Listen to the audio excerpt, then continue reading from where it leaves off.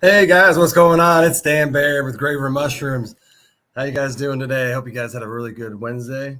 We are back to another episode of Live in the Lab, and I'm going to start up here, smoke a little cannabis before I go down. And I just got off of work. I was working construction today, doing a little tile work. How's everyone doing out there in the Facebook land? What's going on, Becca? And it was raining all day here in Quincy. Yeah, raining pretty much for 8 or 10 hours straight this morning, and then it stopped, and now it's raining again outside. And we haven't really got rain all summer, so this is something new.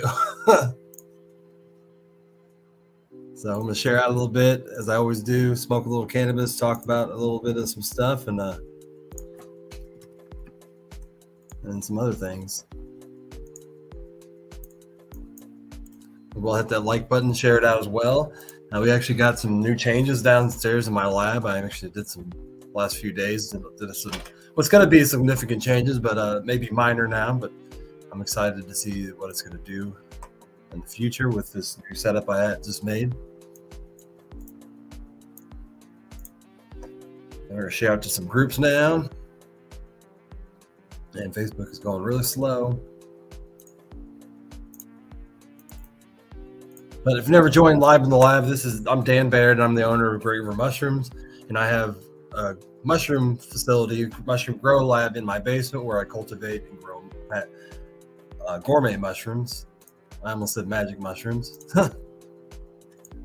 But I like to show this off because it's a good way to show people how they can cultivate mushrooms at home, a little bit bigger, just a little bit commercial growing though, but you can do the same thing in your home and grow mushrooms as well.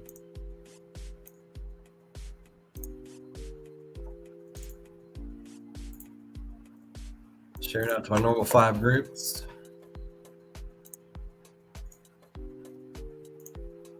I'll make that 6 groups. What else we got in here? What's going on, Mr. Burns, Joseph, Becca? Thanks for making that tag in there. I was complaining last night that I don't really feel the effects of cannabis anymore, and I think that's because I've been taking too much FICO. But then again, I never really smoked like blunts like this. I smoke little bowls all day, and maybe I'll just need to smoke a little bit more today. But I've been on my hands and knees all day tiling yesterday and today. I guess I deserve it. How's everybody else's Wednesday been going? Wait a minute, is it Wednesday? Yes, it's Wednesday. I forgot. So that when you work for yourself, you forget what day it is.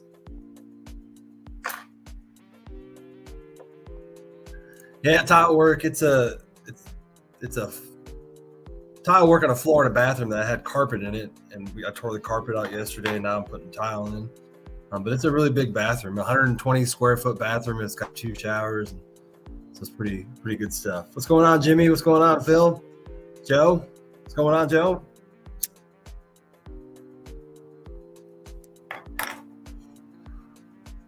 Did I share out to my 5 groups? I don't know if I finished doing that. Oh, I got 10 shares now. I know I didn't share all those, so whoever shared out, thank you very much.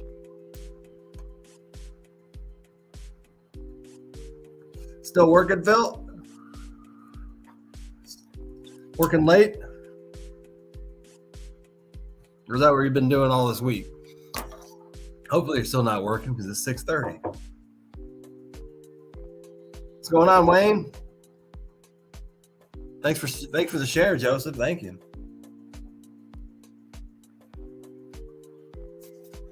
By the way, we got these new rumination project pamphlets now I made. They're actually really cool. They actually show all 3 of my shows on here. The ones I have on Monday and Thursday nights. Mental Health Monday, Psychonaut Files, and the Ruminating Gardener. And then I got in the back our vision, our goals, and then about us. And I have all of my links. But this is awesome. This is next level. I love this because now it allows me to put these at my farmers markets when I sell mushrooms and start the conversation about mental health or anything in mental, anything in here, in general. I've had people accidentally pick it up thinking that it contains my mushroom business. And then, I start talking to them about mental health. It's been awesome. I don't know many other mushroom companies that talk about mental health at their stand, but that's how I am, and I really like doing that. I really like opening up, telling people, it's okay. It's okay to talk about your mental health, even in public to a stranger. Thanks, Wayne. Just got home. That's good. That's good. Probably been a long day, and it's probably a different kind of work you're in line. And you're doing painting is really hard in the body. I don't like doing it that often, especially because it's really hard on your neck, looking up and down as you paint walls or do a ceiling. But so yeah, so hopefully your body gets used to it after a while, Phil.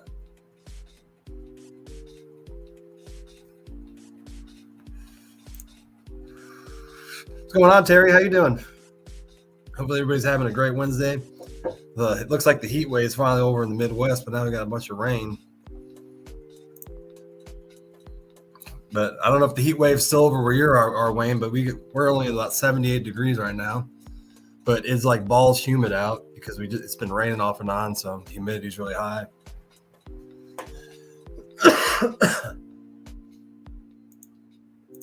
Yeah, tile work does too. I've been doing tile, but I'm used to being down on my knees, getting up and down. But a normal person that does tile work, they always say, how the hell do you do this all day? Because getting up and down all day is really taxing on your body until you actually, do it all day. And then you realize how hard it is. Only 95. That's still a heat wave, but at least you're not in the triple digits like you guys were last week, man.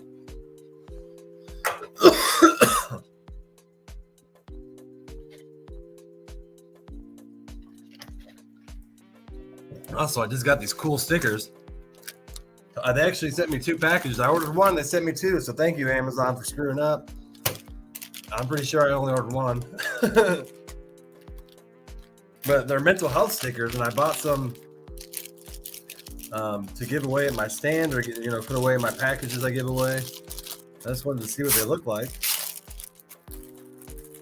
But they're literally like $4 a pack. You can hand these out to people, mental health matters. They're all about mental health. And there's a whole bunch of different ones. So if you win something from me, you're going to be getting something. Sorry, I told you about my mental illness. Do I still think I'm hot? That's funny. There's just some wacky ones in there too. Signs like that. I'm going to start sticking them randomly in places, and then I should. Especially in probably the places where you need to think about your mental health.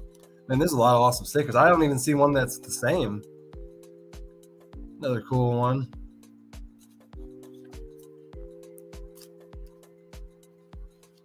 These are all really pretty. I was shocked at the price, but you can get some cheap stuff on Amazon. I mean, look at that. Put that on your car. That's breaking the stigma. Going to therapy is cool. Now, these are all really cool. I don't see anyone that's actually the same. They're all different. So I think I got 50 different stickers.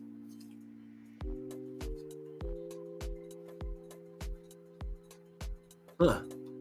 Interesting. That's interesting. I'm going to start sticking them in random places, Bus stops. There you go.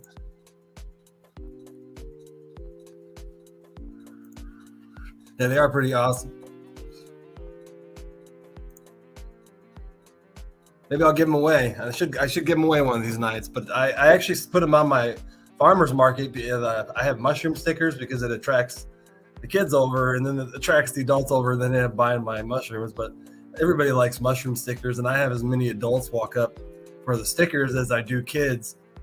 And plus, it gives me an opportunity to talk to kids about mushrooms, because a lot of them have no idea what they are, and a lot of them don't like them either. But it's awesome. These stickers are pretty cool.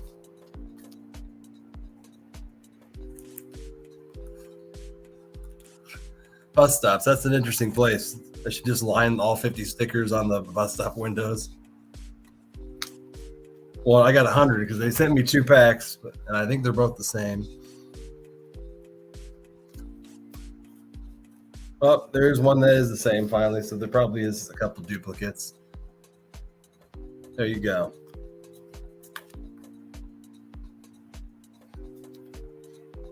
Your story isn't over yet. A lot of these are just really inspirational, you know. Life is tough, but so are you.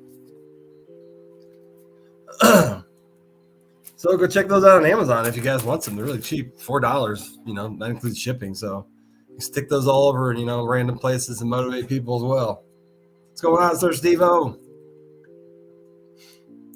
Hit those reaction buttons. Thank you for reminding them. Yeah, hit those buttons. We got 15 people in here, and we only got 8 reactions.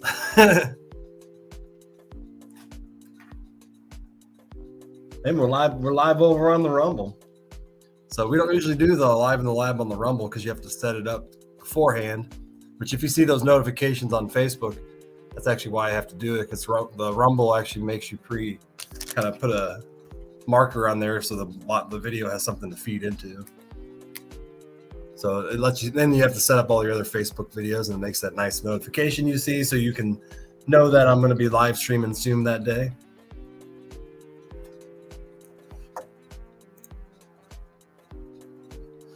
Stick them under wipers at Walmart. For some reason, I don't know if the people at Walmart would be as appreciative.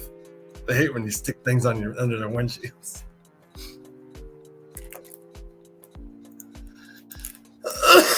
But yeah, I should start sticking them. I don't think they're really waterproof, so they'll have to be in a place where it won't get wet.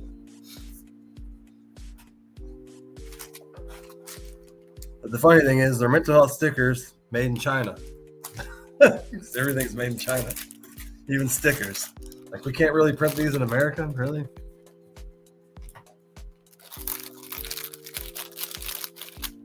I don't have a choice. There's like 20 vendors on Amazon, and 19 of them are from China, you know? I just can't win.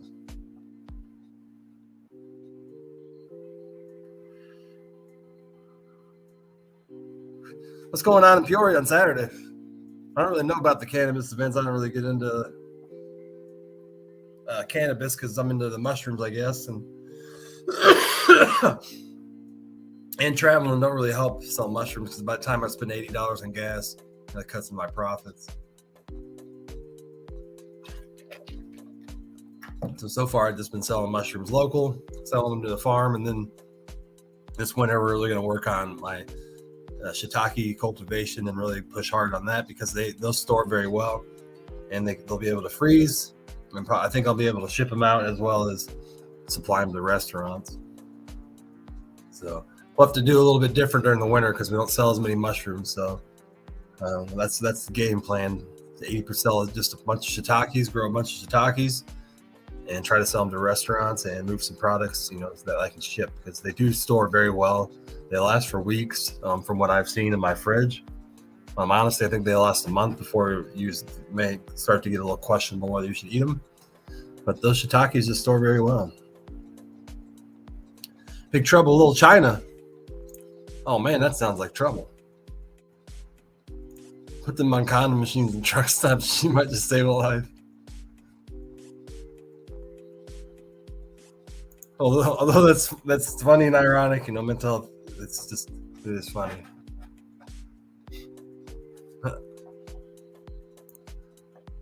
Mendo Dope Boy will be there. It's the Keefy Cannabis Mendo Dope concert. Oh, it's a concert, and that's in Peoria. Is that the one that Waylon was talking about? I think he was.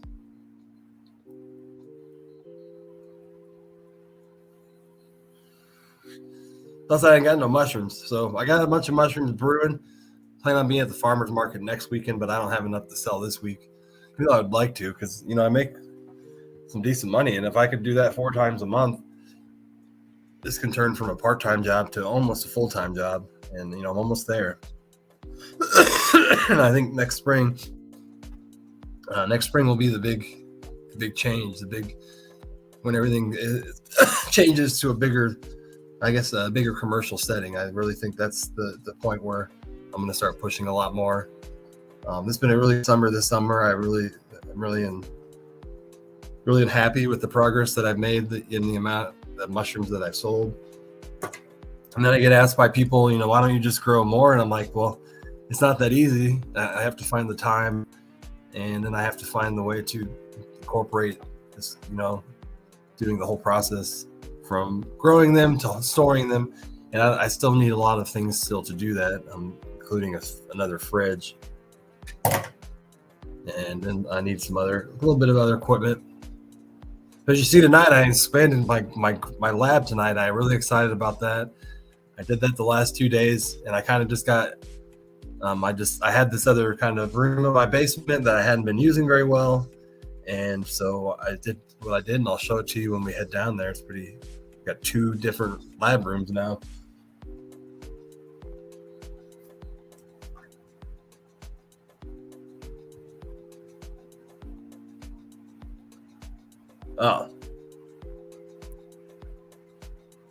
Oh yeah, Jimmy saw it too. Jimmy, you saw it I did share it in my stories. I forgot I did.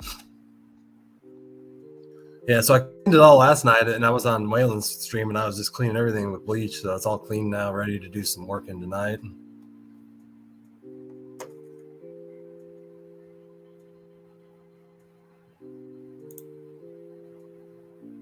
Magic ones.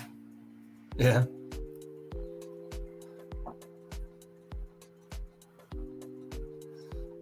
I don't know really how I feel about that. I like going to these things, but then if it becomes like a completely illegal trade show, then that's why I don't really go to these shows. They just sound like a whole legitimate black market.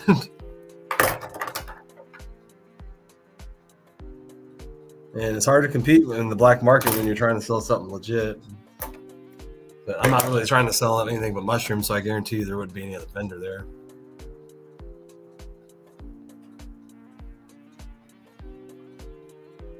What's going on, Ted? What's going on, Lord Leaf Cycle?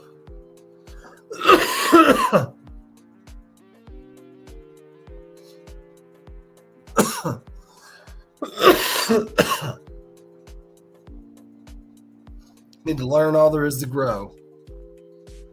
I'm still learning myself. Every day is a learning experience. Plus, every time you get new equipment, you gotta learn how to do that. So, there's always learning.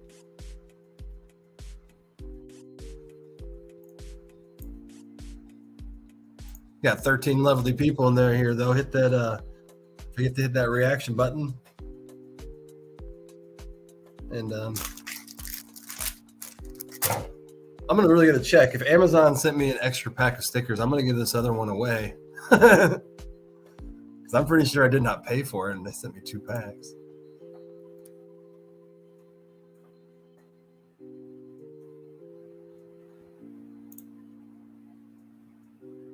Unless I hit the double button, which I may have, but I usually do not do that. Gotta find it first.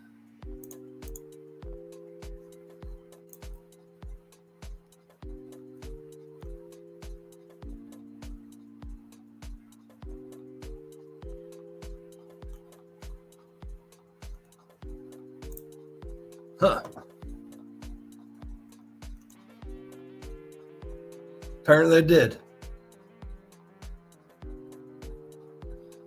Oops, I ordered 2 of them. Sometimes you do that. hit the double button.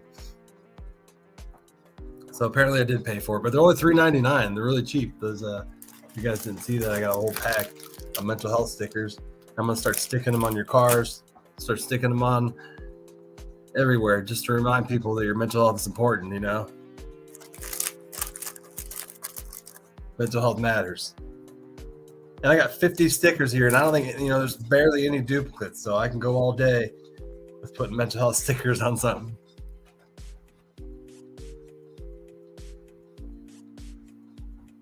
Oh yeah, Lord? Yeah, you have to, you can hit me up. I was actually supposed to be on a podcast, a Canadian podcast, that I never signed up for when I was a year ago, when I was still a little too scared to do podcasting. And I really regret not doing it, because it was called Tripping with Forrest, and he's a Canadian podcaster, and he's got like 12,000 YouTube followers. He has he actually makes money doing YouTube videos. And he interviews people. It's called Tripping with Forrest, and he interviews people who use psychedelics to treat their mental health. But I never really did sign up to do an episode with him, and I regret doing that because he's moved on now. He's doing some other podcasting. He like every year changes to do a different subject. But that would have been interesting, and I could have gotten my reach out a little more. But I was still new to podcasting, and I was still scared about telling my story in public like that.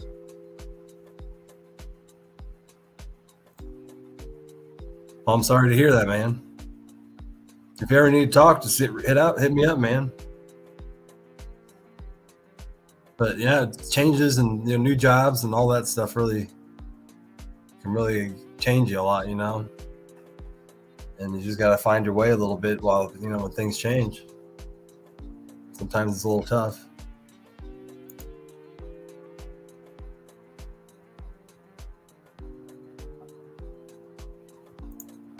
A lot better after vacation. Yeah, everybody needs a reset. And even I'll do that. I was talking to Rhino the other day that, that I will probably take a week off. I think we were talking about taking a week off in September from podcasting. And it's good to escape from everything, even podcasting, even though I enjoy doing it. And taking a week off here and there. Thank you, Valerie. And speaking of vacation, this is the summer. This is probably the most vacations I've taken in 15 or 20 years. My brother has a lake house that's 3 hours away. I've gone there 3 times now for like a total of 10 or 11 days. So that's been really helpful. Out of the 60 days that we've had this June, July, I've spent 10 to 11 days on vacation. So I feel like that's been really awesome this summer to have that. And everybody should, take time off. It's good for your brain. It's really good for your brain. And put that phone down too while you're on vacation. So it's good to take pictures, and to, stay in contact with friends, but it's good to put it down and enjoy your vacation while you're there.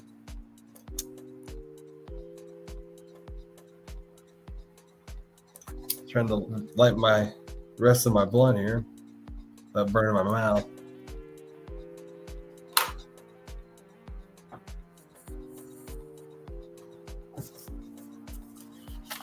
We actually have brochures now for all 3 companies: Greenleaf, the Rumination Project, and Gray River Mushrooms. So they're all very effective in helping me, talk about my products, and whoever makes a company, make a brochure. Business cards are so old now. Like, I can give that to somebody and give 20 times more information than a business card can. And, it doesn't take up really any more room. I mean, I know it's bigger, but you can literally fold it up to the size of a business card. And I don't really give out many business cards because I have those pamphlets, because they just contain so much more information. Yeah, I print them myself, so I save money doing that. But man, I've literally seen somebody pick that up and then buy a product because of the information in there. So it can be a very effective tool to help people understand your product and sell them. Sometimes I forget to take the comment down too after I read it. That was a little bit ago. But thank you, Valerie. Thank you. I appreciate it. When did you go on vacation? Recently, or are you about to? Yeah.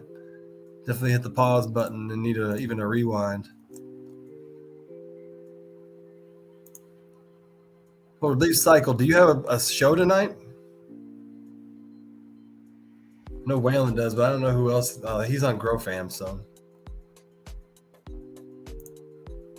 I try to remember when everybody's show is. That's why it's easy to remember when they rhyme, like Talk It Out Tuesday. I remember that one. It's Chris Fisher in the spotlight.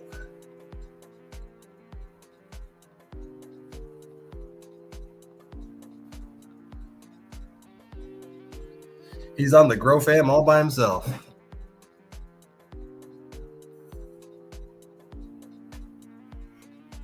I forgot to do one thing while I was in here waiting. I was supposed to load up my pressure cooker. But I'll do it anyway, and I'll show you how I do it. And I was supposed to turn it on and let it run for 15 minutes, but I'm not going to do that now because I got to go down to the lab. Let's go on an adventure. through the house.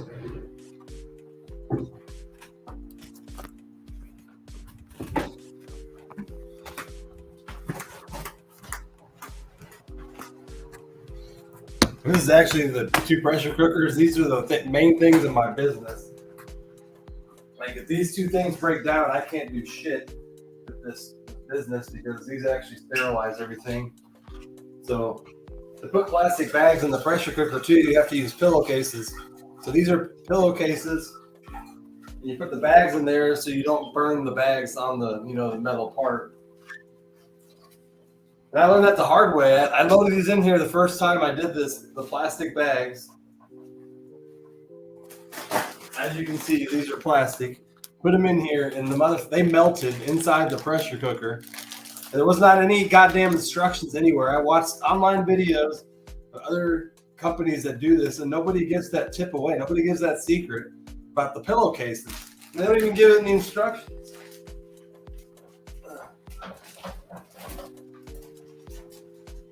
So I can do 5 bags and 2 pressure cookers, and 5 bags is enough to grow about 30 pounds of mushrooms.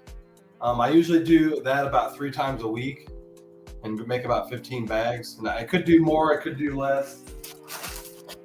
These are all shiitake blocks.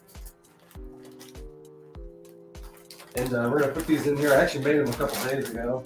You need to sterilize them almost the minute you start making them because things can start to grow in them.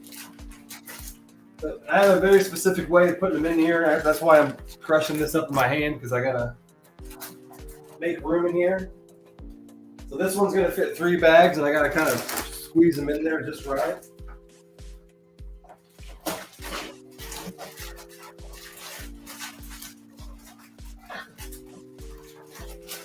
And polyester cotton. You have to use polyester cotton because you can't use cotton. It's not good enough. They have to be a blend, and they seem to really hold heat. Then the pillowcases. So I've done a few experiments with different types, and the cotton ones wear out way faster.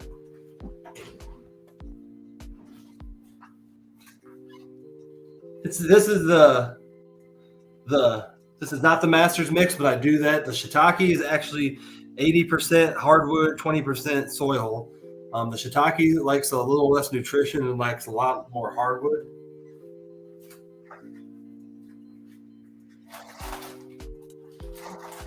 You wouldn't think I'd put another bag in here, but I will. You just watch. Squeeze it all in there. And then it gets a little bit of water.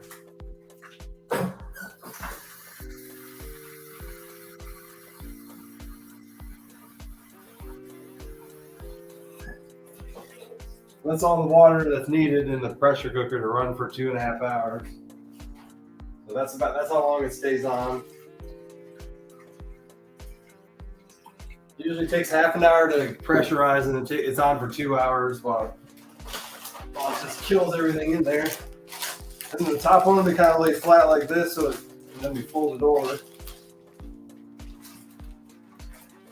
And then once the lid goes on, it will push down, even though it's kind of up high. And then we tuck the pillowcase, make sure everything's good.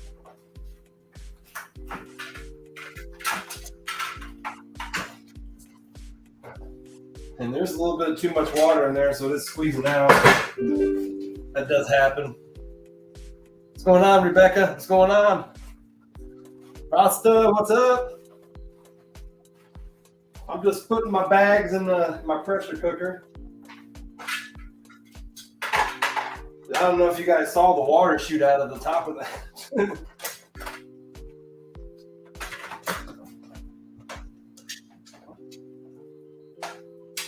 But it's a learning curve when you start messing with these. I've been messing with pressure cookers for almost a year, and I still learn a little bit about them.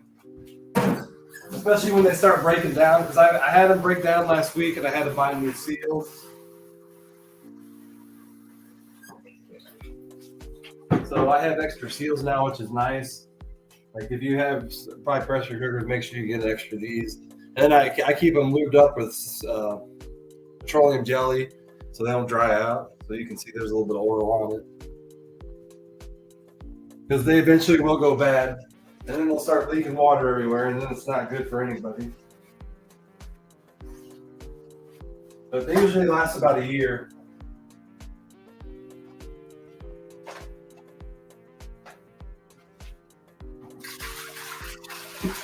And then you put 2 more bags in the other one. The other one is a smaller pressure cooker. So it fits just 2 bags, but then I can fit 5 all day within two of them. And eventually, this is the upgrade that I'm going to make in the mushroom company that'll be really significant, is I'm going to build a larger one that will be able to do 100 bags at once. But I still have to find the room where I'm going to put it, and then build the equipment, learn how to use it. And then, so I'm hoping next year, because it's only going to be about $500 to really do this upgrade. And it's really going to change the way I do everything with sterilizing. So I'm going to do one big sterilization a week with the other method instead of doing it multiple times with this. So it's going to save me a lot of time. And time is money when you own a business. Time is a lot of money. Especially when you're doing something, the same thing 50 times a year. If you can save an hour or 2 doing it, that can be 100 hours over a whole year. That's significant. So that's what mushroom cultivation is really about. It's about finding a method and then mastering it, and then making it easier, as long as making it take less time to do it, so you can make more money and profit. So a lot of things that I did at the beginning that took me 3 hours to do, I can do in 20 minutes now. I've gotten faster at doing it. That's the way learning a new technique. And then once you do it a couple times, you really learn how to do it. Is there a barometer? On this one, no. And a barometer, you mean like a temperature gauge? No, the thing on here is actually a pressure gauge. As you can see here. And my other one doesn't have a pressure gauge, but it doesn't need one. So this one will go up to 15 PSI, then it'll start rocking. Then I turn the heat down on the stove. But we got 5 bags in both of these now. And I'm not going to turn them on because I have to watch them while they go, but I'll do it after my live. Because you have to pressurize them, and then you're going to turn the heat down about, after you start it up. But that's it. We're going to go down in the lab now and see what's going on down there. And I need my other backup bottle of alcohol.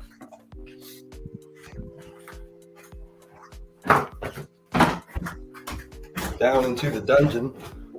And we've been doing a couple of experiments with rehydrating my shiitake blocks. And that's why I have them in here. So these things sat in water for 24 hours. And I dumped them in water, and then I put a weight on top so they were sunk in the water. This is the first time I've ever tried to grow another flush of shiitakes. So we'll see what happens.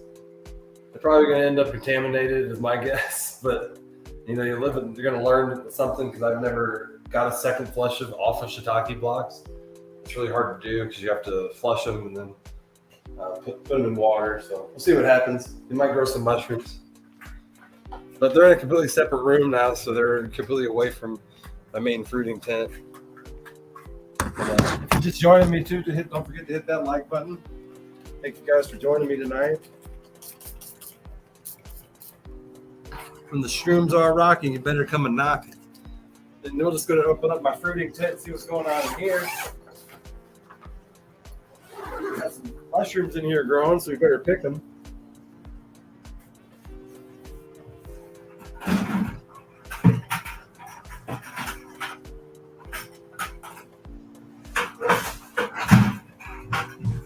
Get one of my food safe buckets here, and you'll see that there is a nice big flush of some blue oysters over here. I can get the tent open. There we go. Got a couple there. Some blue oysters, a couple back in here, and they're ready to pick. They're just hiding back here. These are the other shiitake blocks that I just put in here the other day, and they're just starting to pin. You can see a pin right here, and there's one there. And they just start growing these little bulb-like things out. But it looks like the top of a flower as it emerges from the ground, but then it'll start to look like a mushroom. You see this block here has like 15 of them right here. So it's got like 15 mushrooms growing. And what it'll do is they'll shoot them all out in one area sometimes. It'll just cluster together. It's just what the mushroom does. And then these bags have been in here for about 2 months. Literally, some of these have been in here for 2 months, and they're still growing mushrooms. They just keep flush mushrooms, and like this grows in like 2 days. Like this was not here 2 days ago, and I walk in sometimes 24 hours, and it shoots a mushroom out in 24 hours. It's crazy. And I only have them in here because I still have the room, but once I bring more bags in, I take these out because they're pretty much done flush, and they've grown a lot of mushrooms. And everything over here is all newer stuff. These have only been here for like 2 weeks. Some of them are on their first flush. You see, I got a cluster of some yellow oysters coming in here. They're always beautiful. But we're just gonna pick those ones sitting there. They're ready to pick. And then we just put them in a bucket, bring them upstairs, trim them up, and we sell them to the market. It's probably a nice little half-pound cluster. Very pretty, nice deep blue color like you want them to be.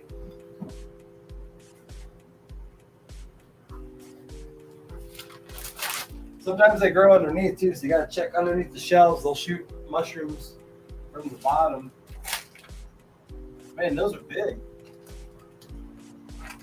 So last week we did another adjustment on the temperature, and we dropped it down to 80% humidity, and we're getting a really deeper blue on our blue oysters. Because of that, they do like a little less humidity, and then we also turned the air exchange on all time now.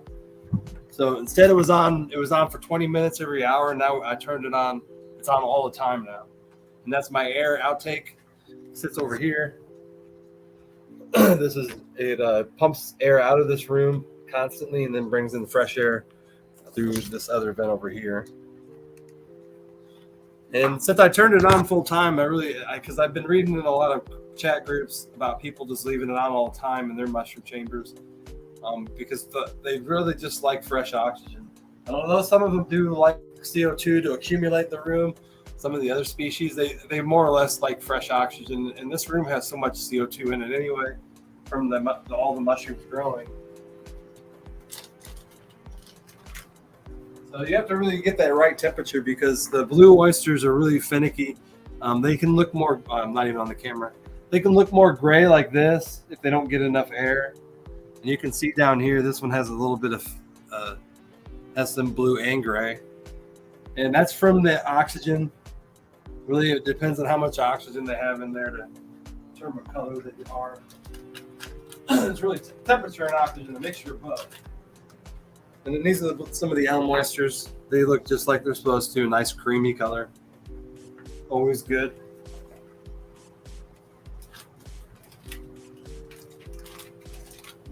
But they're not one of my favorite mushrooms. They don't get a lot of good reviews. Well, I should say it's not my fault, but they're not everybody's favorite mushroom. The blue oyster, in my opinion, tastes better than the elm.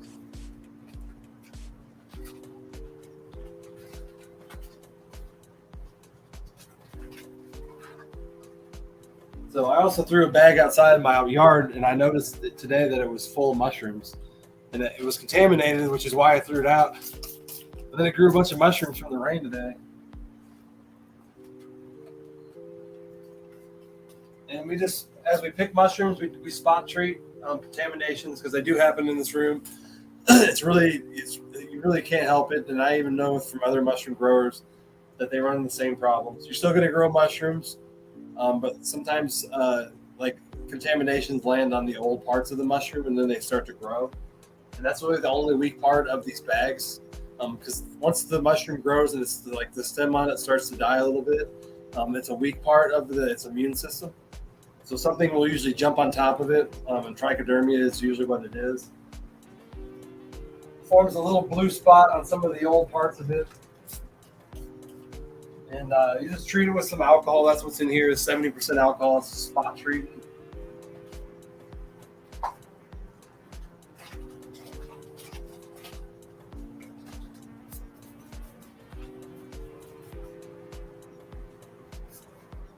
And probably a lot of these blocks need to be taken out. But they still do pump out mushrooms. I came back the other day and they were just flush with mushrooms for some reason. Some of them have grown like 6 different times.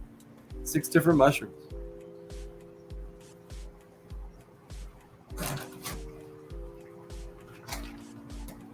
I also got some lion's mane that is appearing pink. It happens sometimes. I've read in other groups. I don't know if you can see the pink, but it has a slight pink to it. And I need to read more into that. I don't remember what makes it turn pink.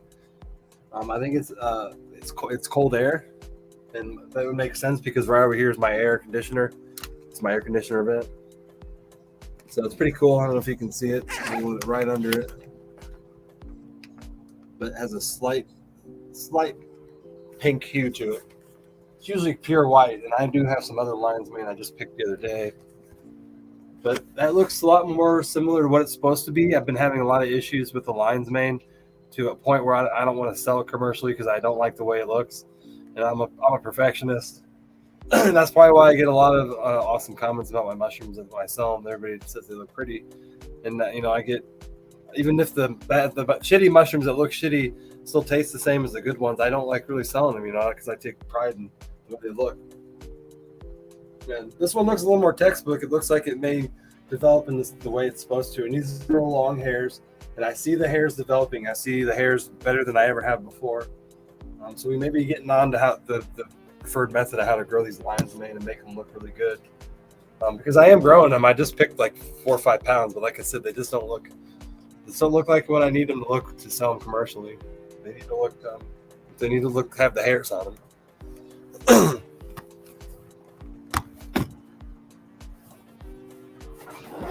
So that's it. We didn't have much to pick today. And that's because I sold a whole bunch at the farmer's market on Saturday.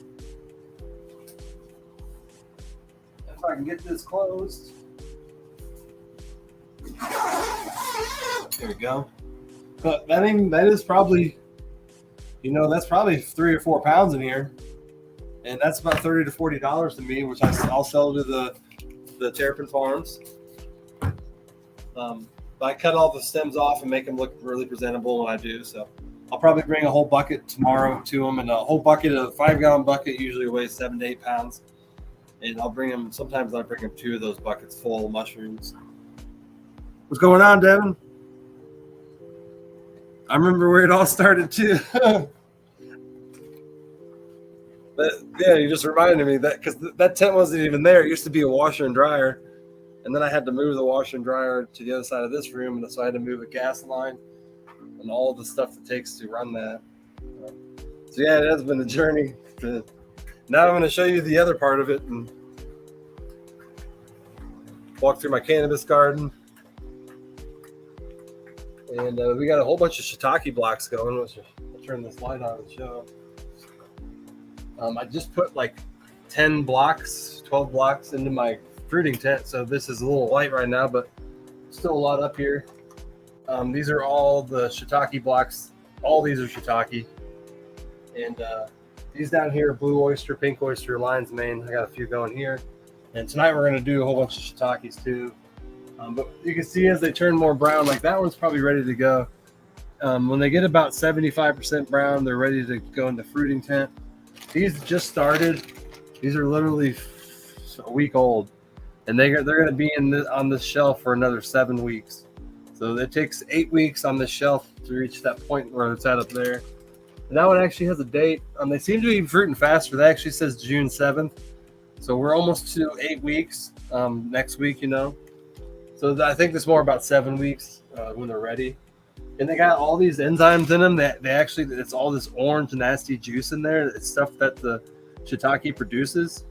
It's all these enzymes and stuff. And we actually got mushrooms growing out of these blocks. They're probably actually good to go too. Sometimes they actually grow out the side. You can see one there.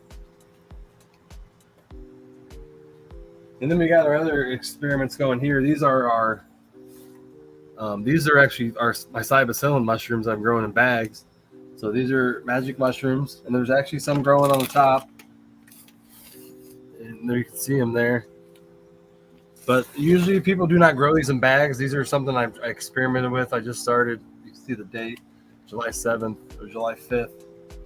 And I'm seeing how they grow well in bags. I think next time I'm going to cut what is in here in half and do half a bag of this, because they seem to only be growing out the top. So then you can actually, grow them really easily. You just take a bag out and fruit it, instead of doing it the other method you do in tubs, where you actually, you can't really stall it out because it just continues to grow. And the bags, it seems to stall out if you want. And we'll see how it goes. I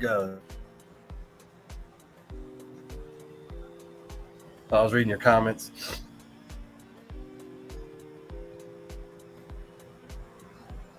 The barometric pressure. Lima beans and bacon, fried taters, and pork chops. I'm coming over there, but you live 4 hours away. Well, 3. Oh, I need my other table. Now we're about to go into the lab.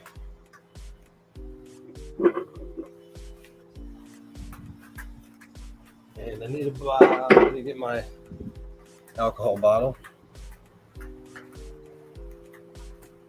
which I thought I grabbed. Apparently I did.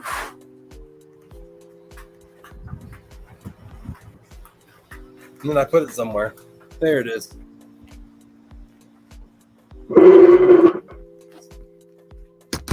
So I gotta bring a table in to set the laptop on so you can see everything that's going on. I gotta clean the table up before I set the laptop on it.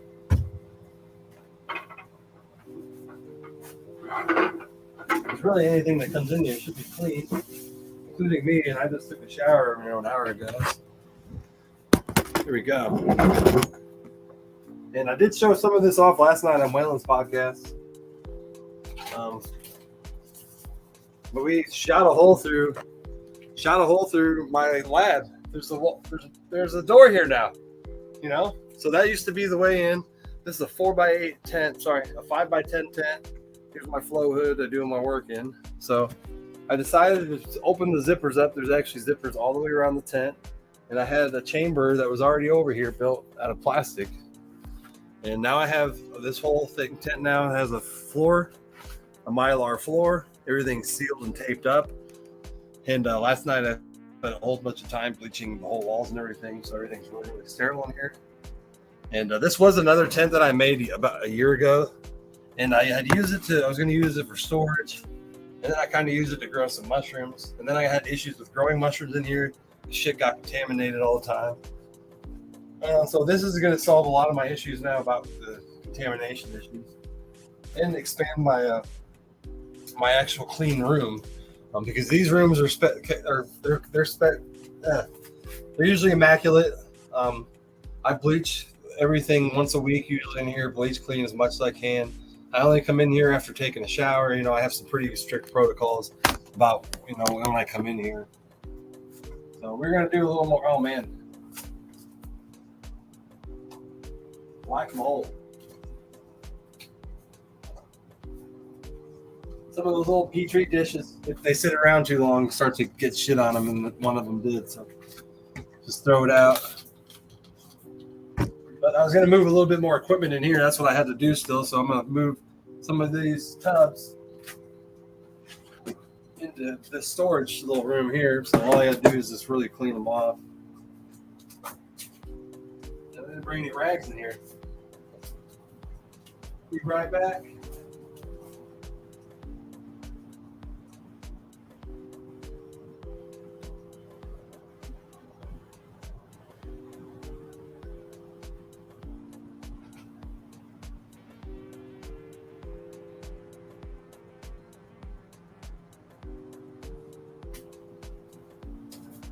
Everything's a maze down here, so you only got one entrance in, so you got to run all the way around just to get to the other side of this wall here.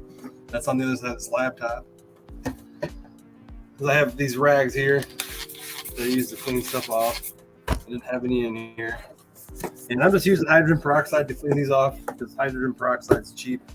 I don't use my alcohol in this stuff either.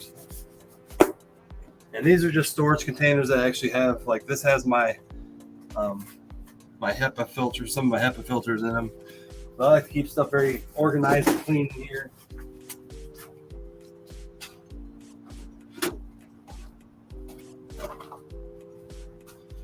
And we do have some other spores that we keep in storage. These are some genetics. They're just keeping really cheap plastic Jello shot containers that I make. So in case something goes wrong, I have these on backup. So I got some elm oysters in here and some other mushrooms. And I need to work on getting more copies of it and keeping them in here. So sometimes shit goes wrong and you lose like a whole fucking genetic. And it sucks, but it happens. It's part of mushroom growing. You got to live and learn and move on and make a better make it a better facility, make better protocols and everything like that, you know. Yeah, I'll see you later, Valerie. Oh, I don't have my cool lab coat. I just did the laundry and I put it. I think it's in the washer or dryer. But I need to go get my coat. Be right back with it.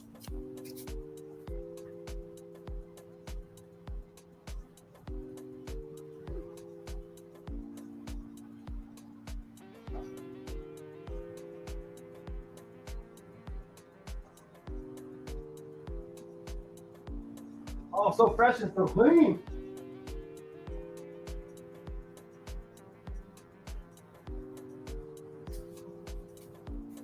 It's all fresh and clean too. Now we're working. Watch out. It's time to do work.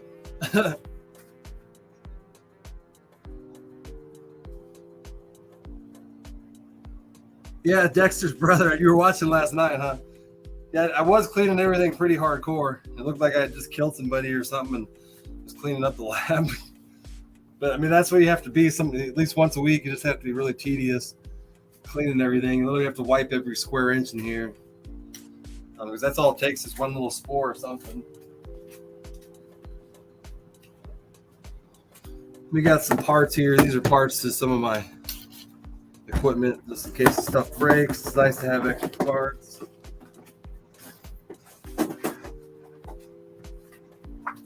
And we made a lot more room now. We put that in here to do a little more, had more room for our genetics. And this was the thing I really wanted to clean up because this thing accumulates germs. Oh man, I'm knocking stuff over. And I don't really like having stuff like this in here because the germs can just sit on this. If you're gonna have a solid surface, you know, you have to clean it almost every day because it will accumulate stuff. So now I'm gonna just take this out of the whole room. That's why all the shelves in here are fall through, so you know they're wired. Nothing germs will really sit on it. It'll just fall to the floor, and then you can just clean the floor. The germs like to sit on flat stuff. They like to stay low to the ground too. And then we'll move this in for now. And you probably guys have never seen this because I don't really mess with liquid mycelium, but this is my liquid mycelium stir. And I can show you what it does because it's pretty cool. And if you get one at home, it makes you feel like you have like a real lab and you can watch your shit spin, you know? It's called an InstaLab. It's actually really affordable. It's only like $20. And you get these little metallic pills. These in here, if you can see it, that one. And it allows you to stir anything that's inside of it. So we'll put it on here. You'll see what it does. There it goes, spinning. And it has a speed control, so you can do it really fast. So that allows the mycelium to break up. So these are liquid mycelium. You can see the mycelium in there. And you have to chop it up every time you use it. So this is chestnut mushrooms. We give it a nice stir. And it works great, stirring up the nutrients. You can leave it on there for about 20 minutes and it'll really chop up everything on it. So it's pretty simple. It just uses a piece of magnet, and it's in here. It uses magnets, and then it has something in here that probably spins around in a circle that makes it do that. So it uses pretty simple technology. But the reason I don't mess a lot with liquid mycelium is because you can't tell if this is contaminated until you actually use it. So I can't tell if something's in here. Even though it looks really clean, there may be something harboring in there, and you don't know until you actually put it into something else and grow it out. And then So you can see this one's got a lot of mycelium in it. So what this thing is doing is chopping it up, because you want to break it down into the smallest pieces as you can if you're going to transfer it. So doing this for about 15 minutes will really break it all up and allow you to stick a needle in here. On the top here, you'll stick a syringe in here, draw out the liquid, and then transfer it into another device. Some of these haven't been stirred in a while either. You got some shiitakes here. The mycelium started to grow on the top, so now it's floating like a lily pad. And that'll happen as it gets strengthens in its age. And I don't sell syringes yet, but I will eventually, Joe. I really need a bigger lab. I mean, I might be able to do it in here now, but we'll see. But I really don't do it yet because I need to learn the skill more. But the mycelium actually formed like a lily pad on top. You can see it there. See what happens when I break it up.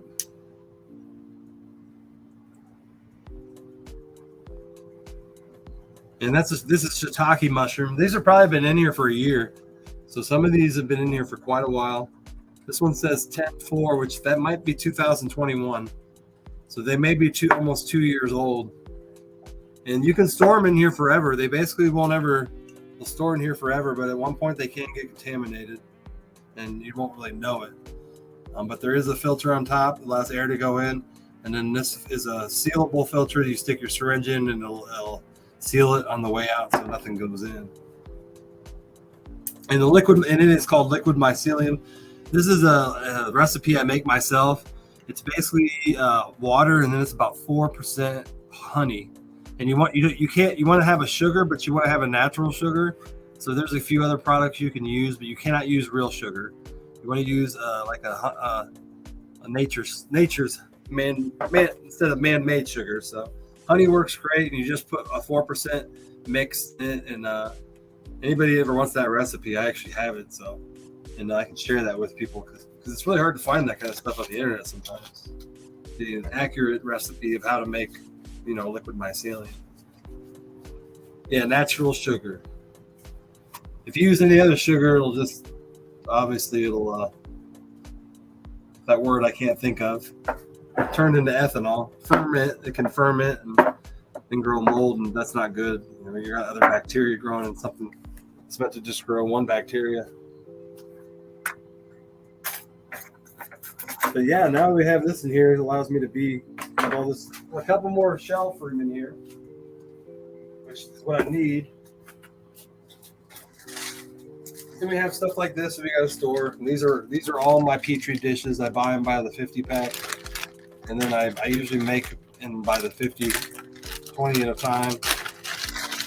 So these are actually Petri dishes, and I buy the real ones. I like.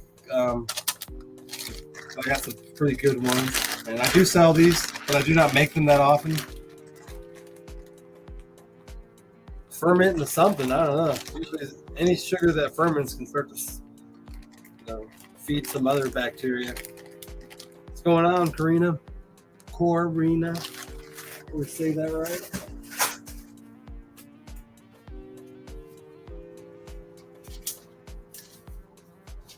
Yeah, that basically takes care of all of our thing in here. Now all that we have in there is genetics, and that's all I really wanted in there. Now we have a storage place to put our liquid mycelium instead of inside the put them back in here.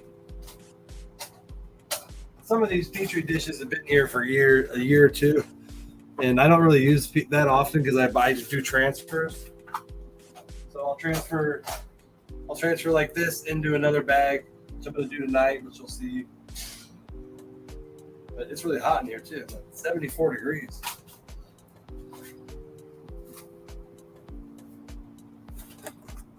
I have an air vent for my house in here too. That's right here, but it has a filter in it. I need to put a better filter, but I do have a really, really good filter in my house. So that's important to have too. So if anything does get into the system, it doesn't blow shit all over your house. So that's nice to have in here too, especially when it gets really hot. Now I have an air conditioner vent, which feels really nice right here.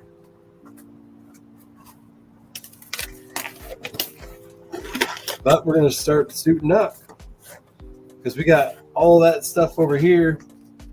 All the stuff on this shelf is all the stuff that needs colonized. That's the stuff that needs. That's just sterilized empty bags, basically.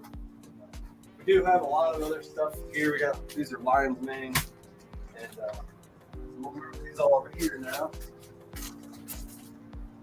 So we have a lot of inventory. Basically, one of these bags here is going to make.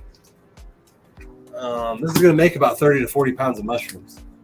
So that's a lot of mushrooms, and I'm going to transfer it into another bag and keep it going. So basically, I'm cloning it, but not really cloning it because mushrooms don't. Each mushroom is kind of its own genetic copy. It's not like a clone with a copy next to it. So each mushroom is kind of its own genetic, and the same with mycelium.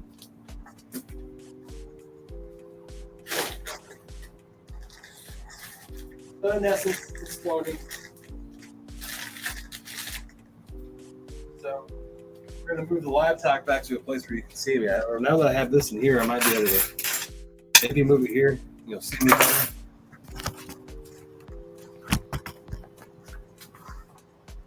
Nope, I think the other way was the better way. But we could go in here now and put the table here.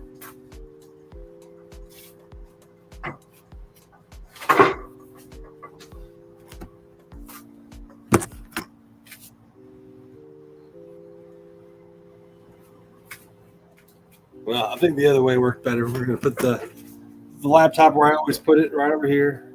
And you can see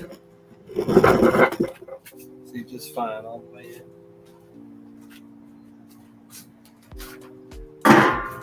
But I think we have a bunch of shiitake bags. Hopefully, they got regular bags. And I hope I labeled them right, because I have labeled them wrong and then put the wrong species in it.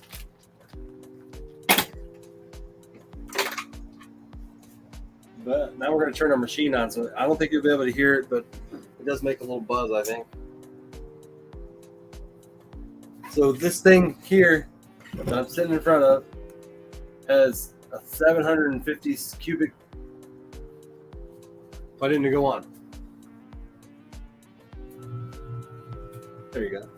It's got a 750 cubic feet per minute a fan running to it. It's an 8-inch fan. You can see it just got inflated. And you might hear it now on the thing, but it's loud in here. We could probably turn it down. So it's an adjustable knob. I can go from high to low, and I can adjust the speed. Something that's more manageable. So we still got 10 lovely people in here. People, don't forget to hit that like button, hit that reaction button. I really appreciate you guys sitting here and watching me do some work. Yeah, anyone can sell mushrooms at the market. And tonight we're making some. We're gonna do some blue oysters.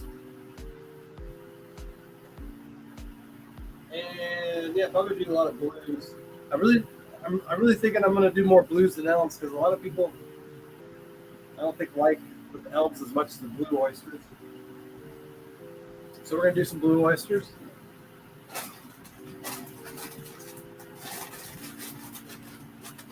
You can see this bag here is actually a bag that's fully colonized now. It's been sitting here a full month, and all this orange stuff on top is the enzymes that the mushroom makes to fight off other contaminants. It's pretty normal to see.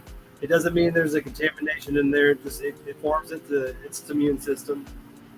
So I'm going to break this bag up, and you can see down here it actually turns black too. That's a concentrate of enzymes. It's not a contamination, and I can tell that because it's oranges and it's black.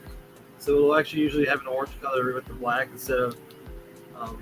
But it looks like it could have been a contamination at one point, but it actually killed it, and then it surrounded it with its enzymes to make sure it was dead. But it is the blue oyster species. This thing will kill anything. I've seen it. What it usually does is it'll colonize the whole bag, surround the contamination, and then it'll attack it. And it's pretty cool to watch it do it. I feel like it's a living organism with how it moves about, killing things. It does it the same way a human would: surround it and then kill it. And that's really interesting the way it fights other things that start to grow in the bag. I'm just going to break it up by bunching it really all. This is just grain. And so I need to break it up really well without breaking the bag open.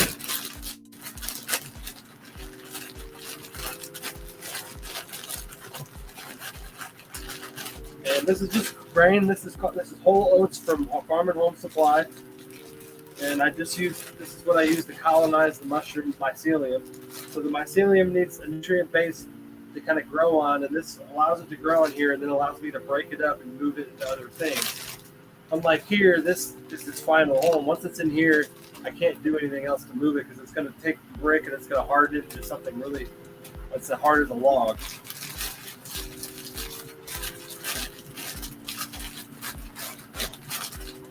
So we need to get my. So I have a rag here. We just clean everything off with. Everything gets sprayed down and wiped.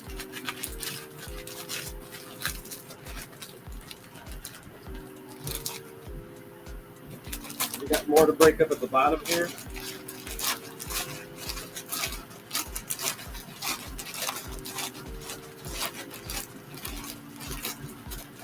So if that was a contamination that was still alive, it would actually appear very differently, and you would see the mycelium kind of surrounding it. And it is attacked it, killed it now. I can tell it leaves this black residue behind after it kills it. But the blue oyster mushroom is super aggressive. It kills everything. Like anything that comes in this way, it kills, and it does not lose. It very rarely loses to anything. It will lose to bacteria, and it will lose to some black mold species. But everything else basically fucks up.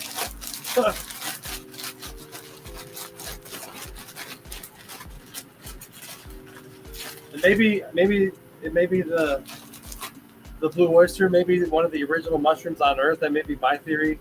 Why it has such a strong immune system is that it's been around longer than any other species, which has allowed it to do that. And I've read some other theories on that as well too. But maybe the oyster species is the OG of mushrooms. It's been around so long.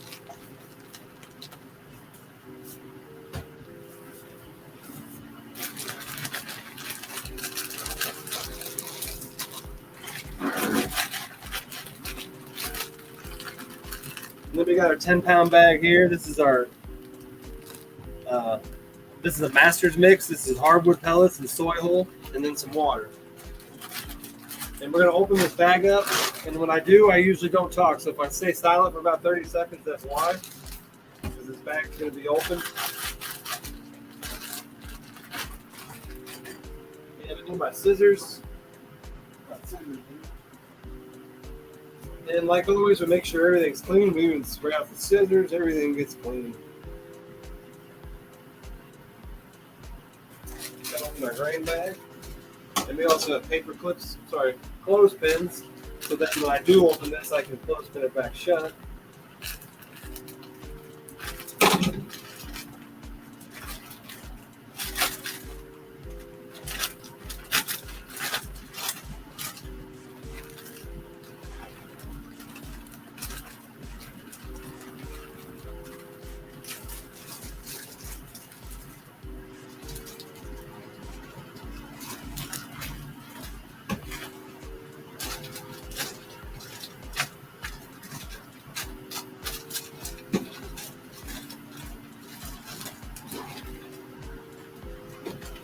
And then we seal it. So that's why I don't talk, because the bag's open. My breath,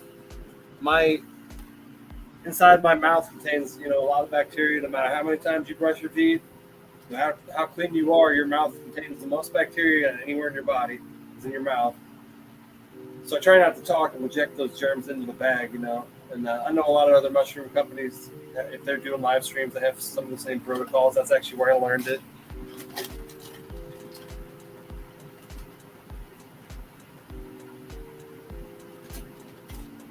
And that allows me to, I sometimes wear a mask, but the mask is so cumbersome and they get so hot.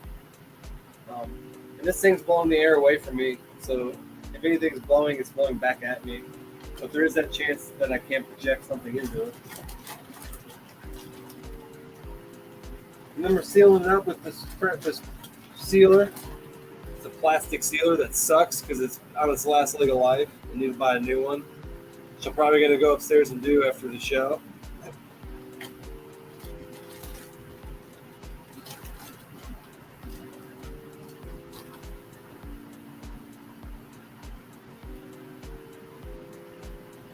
Got to seal it 4 times, then put a paper clip on it. So set that to the side and shake it here in a minute and do another bag. Every bag needs to be shaken after they're sealed, but I like to let the seal cool off a bit. And we're just using 70% alcohol to clean these bags off. You really want to get up here and make sure in case some germs got hidden up in the seal. We're going to open it up. Let's do it again.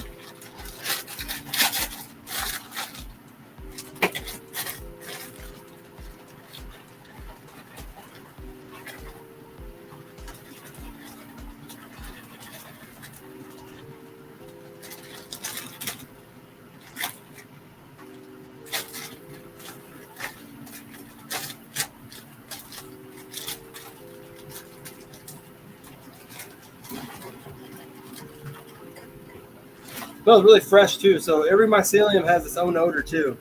The blue oyster has a really, really earthy, forestry smell, and it smells really good, in my opinion. And that's how you know that you have a healthy species.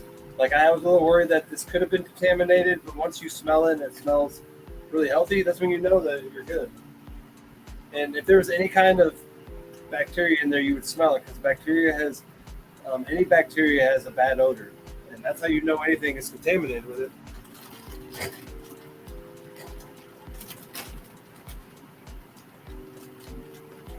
The good sign of bacteria is the odor.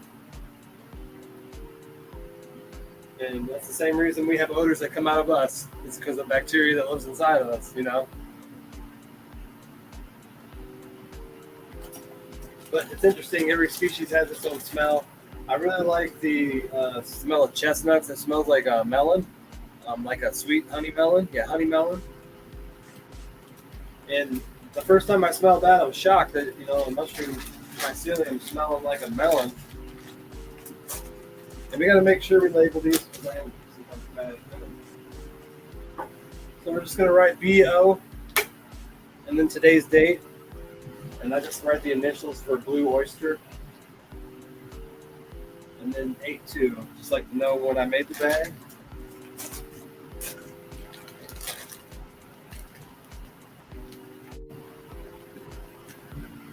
And then basically they're going to get shaken. You can see the grain on top. There's 8 to 12 ounces of grain in each bag. I used to weigh it out, but I just eyeball it now because it's just pain in the ass to weigh it out. So I'm going to shake it. I want to get the grain to the bottom of the bag. When you really distribute the grain, each grain is a distribution point for the colony of mycelium. So the way mycelium works is it grows a cell by cell, and each cell will grow onto the next tip of the other cell before you get a line of white mycelium. And when you break it up like this, put it in here, the mycelium goes out and searches for other mycelium to connect with. Then they form their network, and they start to form the network throughout the bag. So each little grain in there is its own little network, trying to find the rest of the network to distribute all of the mycelium through its whole environment. It's really cool how it does it. I mean, this stuff is a living organism. It's just we don't understand how it communicates. We don't understand how this level of intelligence. But I can tell you right now it is an intelligence. And you can see other mushroom people know it too, and you work with it, the things it does, and you just feel like you're in the presence of something. I mean, we wouldn't be here without mycelium. It's the OG of the earth. It's been around for millions and billions of years, and it will be here even after we go extinct. It will survive. It does not need the sun. And that needs CO2. And it needs oxygen. It does not need sunlight.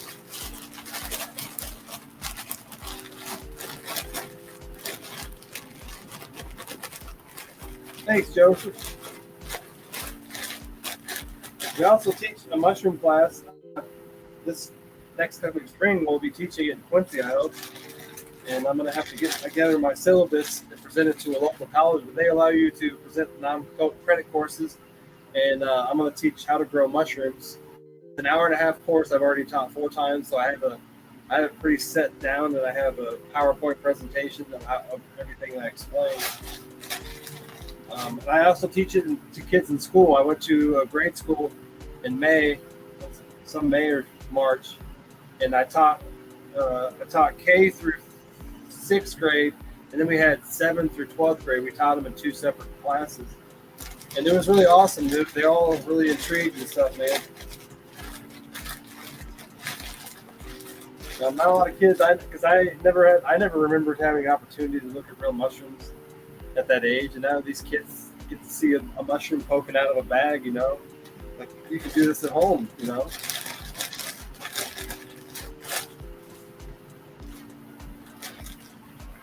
So I'm excited about that next year.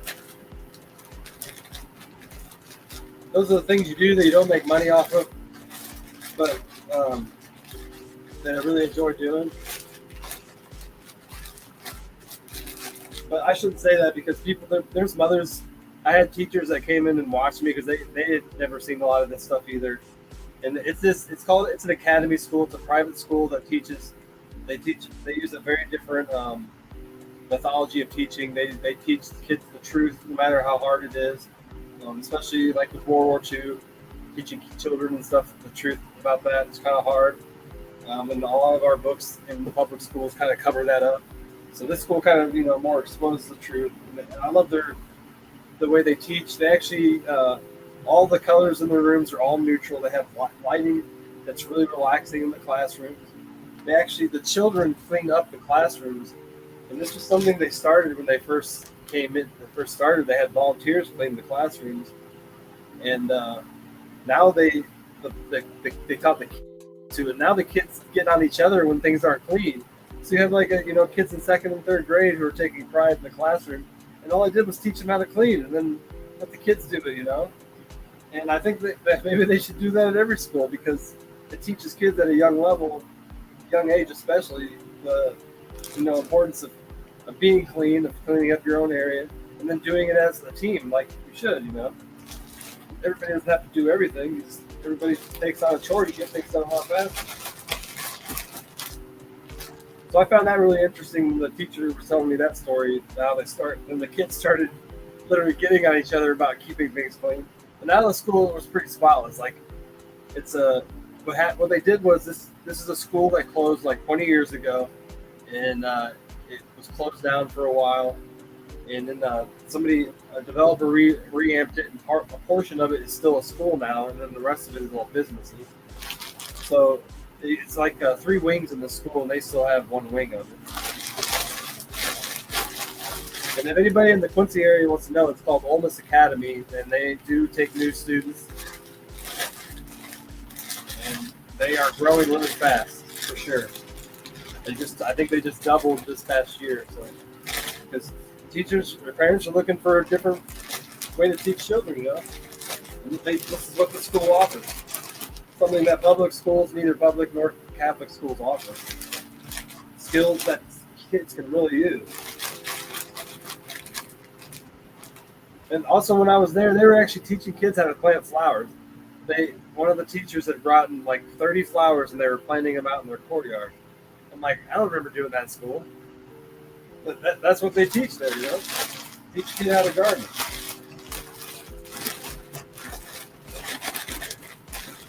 Skills we need to teach the public schools.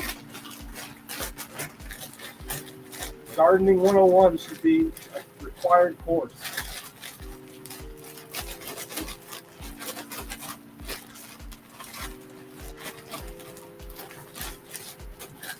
Those are skills you can use your whole life.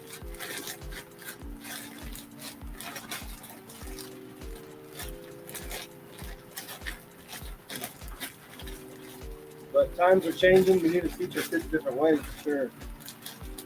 We're having a lot of issues with kids, as you see, and as I talk about in my rumination project about mental health. So it usually doesn't take that long to mix a bag, but I was just sitting there talking a little too long.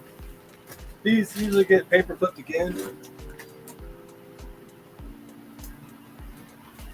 You gotta find some paper clips, not paper clips, clothespins. And I usually don't clothespin them, but this machine's being a piece of shit, so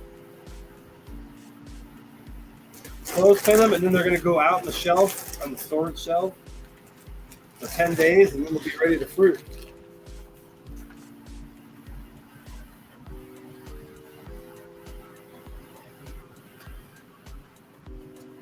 And then we'll keep making more. I have a whole bunch of blue oysters. These are my species that I sell a lot of, so we'll probably do 4 bags tonight.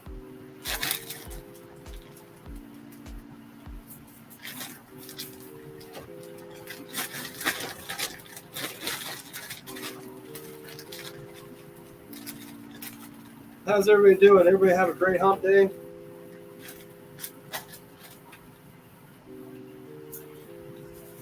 Can't believe it's already Thursday.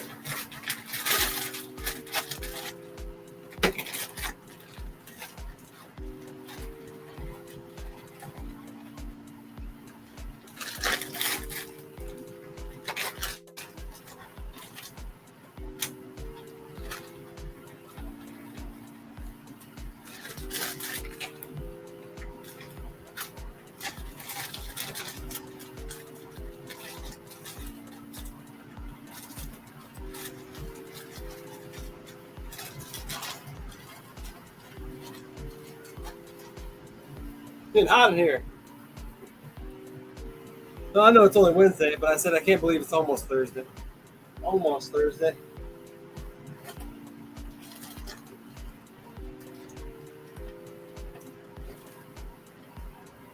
But it's been a good week so far, and it's been a good week because I've actually been taking my doses of lion's mane, and I actually upped it by 500 milligrams, and now I think I found my sweet spot. So I'm feeling. I'll take this off because I'm getting hot. This lab coat sometimes gets a little too hot.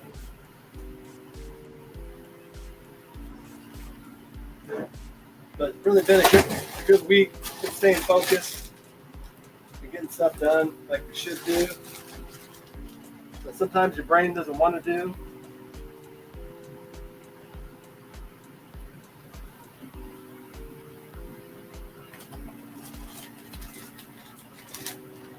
And then I've been doing construction during the day and doing mushroom farming in the morning and night. And then doing some podcasting, and it's been working really well.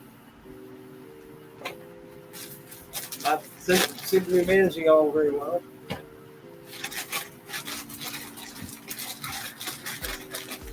But I don't think I'm ever going to work for anybody ever again, that's for sure. I did that for the last time in my life last year, I believe. I'm going to live by my own rules the rest of my life now.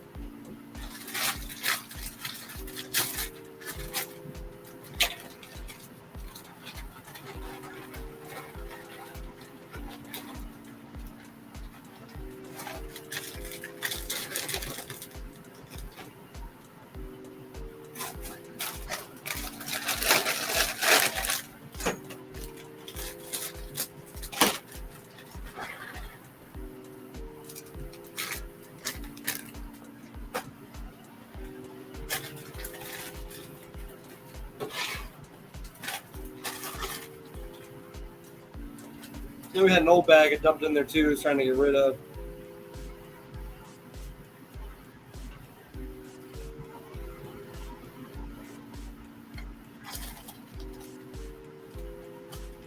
Two seals and a shake. And I've been using a lot less grain because the blue oysters just, you don't take much grain because they're so aggressive. These things will colonize in 1 week. Fully colonize this bag, and then they'll be ready. In 20 days, I'll have mushrooms to sell, out of this bag. No, it's more like 17 days, really.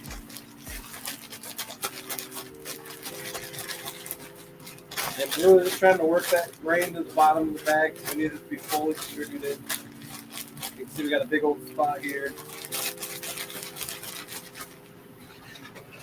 I'm using scissors so I'll poke a hole in it.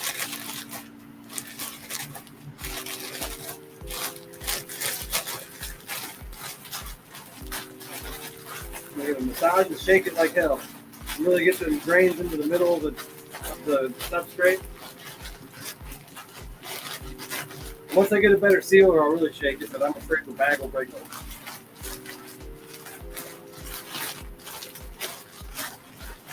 Because I've seen other mushroom companies get rough with it, and they get rough with them just to make sure that they'll survive the pressure cooker and they don't have a hole in them. Pretty good stir. Found my black marker somewhere in the stable. There it is.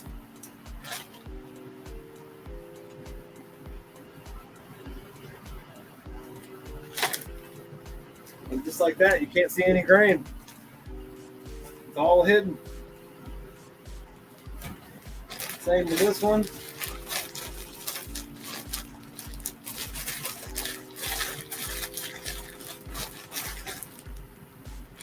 What's going on, Sean? How you doing?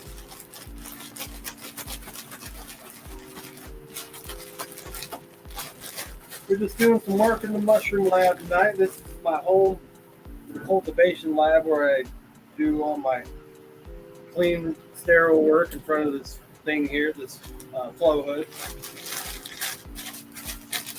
And I'm inside of a 5x10 tent with an offshoot into a little 5x10 area off here.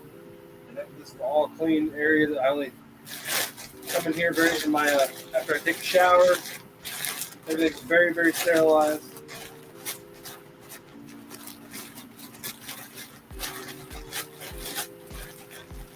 So I know a lot of you may be joining me first time tonight, coming through here.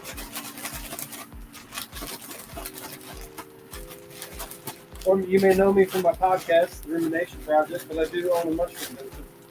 And I do construction full-time. That's my full-time job. I own a construction business and I do work by myself. This week I'm tiling a bathroom floor and power washing a house.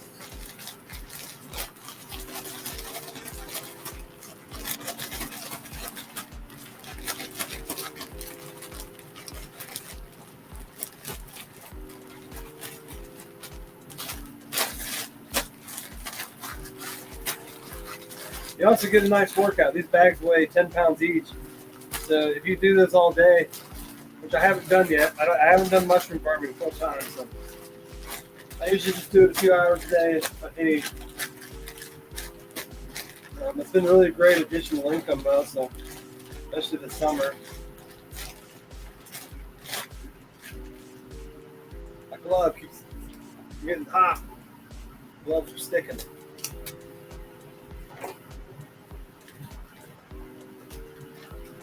Yeah, we got 2 more bags ready to go.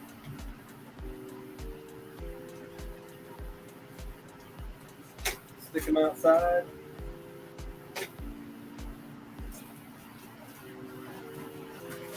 There we go.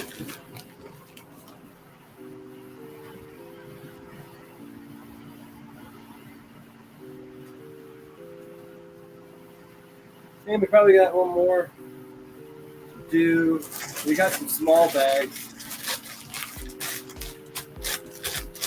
So we'll do a couple small bags of the blue oyster. And I believe I have one of these to sell. I need to message her and sell one of these. And if anybody else wants to buy these, I can. These are the ones I ship to you at home. These are the home ones. The 10-pound ones I don't sell. Those are my commercial blocks that I only use in house. But these are my 4-pound blocks. These will grow 2 to 3 pounds of mushrooms. And I believe $35 shipped. And if you live locally, they're just $20.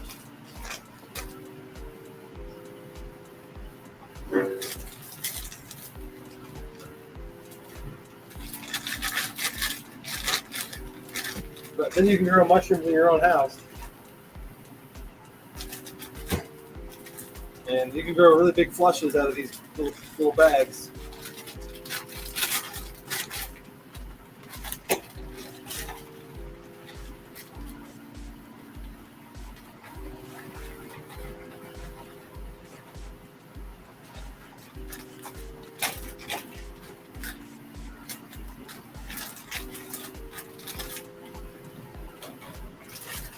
Man, that mushroom smells so. That mycelium smells so healthy. It smells so good. This bag here. I can't really describe it, but it just smells like a really fresh, natural, earthy smell.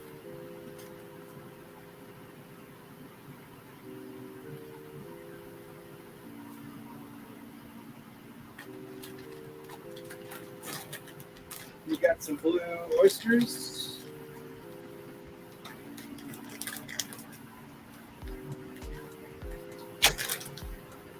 And we'll probably do 2 bags, and then we'll do a transfer. We're gonna make sure we have enough blue oyster. So we got 2 bags in inventory, so probably need to do another one. So then these are my this is my empty grain bag. So I'm gonna do a transfer from here to here to keep the grain going. So these are what the grain bags look like empty. They're just completely, you can see that, just empty grains that have been sterilized.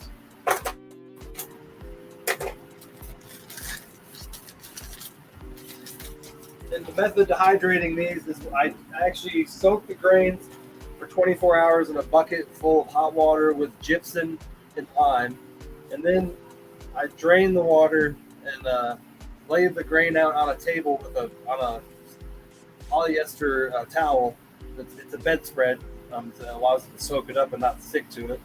And then I put a fan on it for a couple hours, turn the grain a little bit until it dries on the surface, and I bag it up and then sterilize it for 2 hours.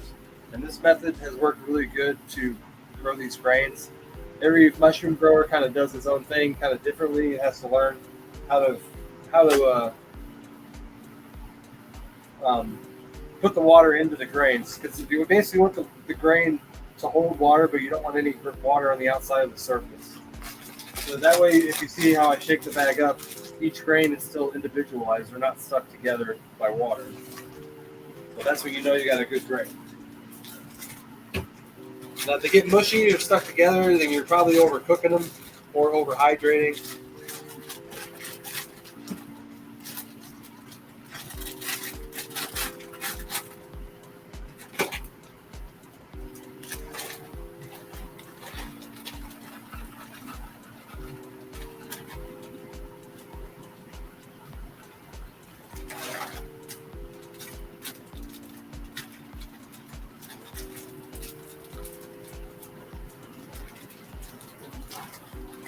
The bag smells funky. It smells like the grain fermented a little, but it happens. And it usually doesn't affect the mushroom growing. It just smells a little funky. So what happens is if you let this grain sit around too long, which is what happened is I went on vacation and I had it sitting in a bucket hydrating, and I actually left it there for like 4 days. And I still use the grain. Plus, it was a learning experience. I kind of wanted to see what would happen if you soaked it for 5 days. And so far, it's okay. It just smells weird. And what happened was it started to ferment in the bucket, and the yeast and bacteria kind of has an odor. But I killed it all when I put it into the sterilizer.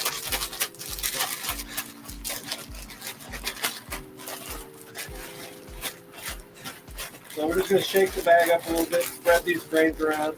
I don't have to be perfect because I can still shake it up later at any point. This is just the grain. We're going to write blue oyster 82. What's going on, Matt? How you doing?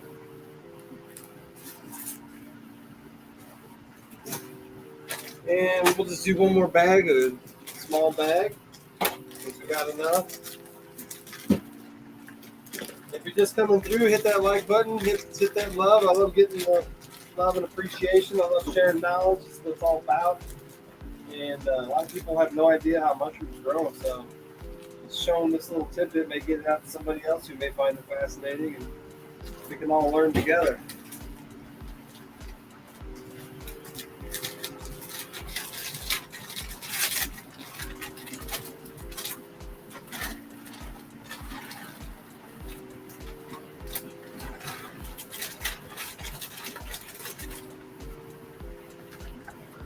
And another bag bites the dust.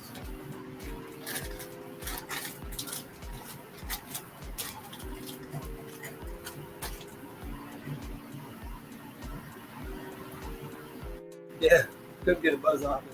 It just smells like shit. What's that?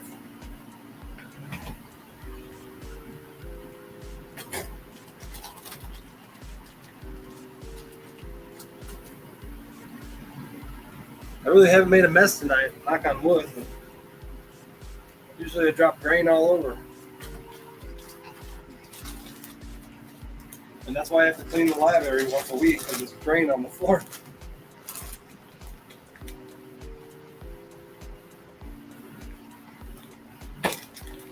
We'll shake the other one while that one cools a little. And these are really easy to shake. They're so small. You gotta get the grain to the bottom because they want it to colonize evenly.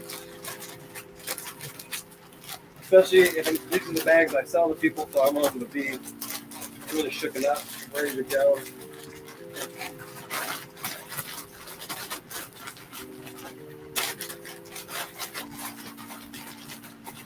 Got a big old chunk of mycelium in there. You gotta break it up with your hand sometimes.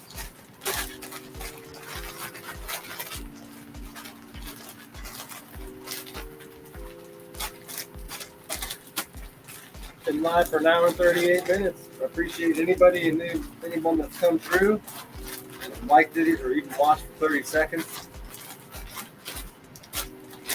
And tomorrow night we're going to be having another episode of the Ruminating Gardener.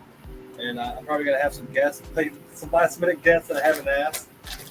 So Phil, if you're still listening, I would love to have you as a guest and show off your massive garden outdoors, man. That thing is huge. And show the power of your soil that you have, man. But the Ruminating Gardener tomorrow night is basically an episode where we're going to go through. I have a cannabis garden, and we're going to sit down, talk about stuff, have guests on, smoke some cannabis, maybe show little methods about how I work with my hydroponic system. And then we'll show some other stuff that I have down here as well.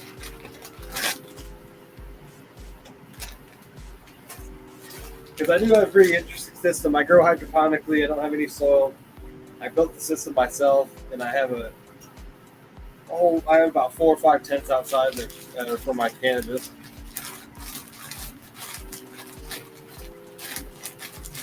But 2 years ago, I really got into mushroom cultivation, and now my cannabis grows like just another hobby that I've been doing for 5 or 6 years. And it's probably not as exciting to me as it is to other growers, because just for the fact that I have this hobby, so like mushroom cultivation is where my passion is. So I grow cannabis to smoke it. I don't really grow new strains. I don't get crazy into genetics. I don't get crazy into growing it. I just try to find something really good genetically, and I grow it for a couple of years. I like the medical part of the marijuana, the cannabinoids.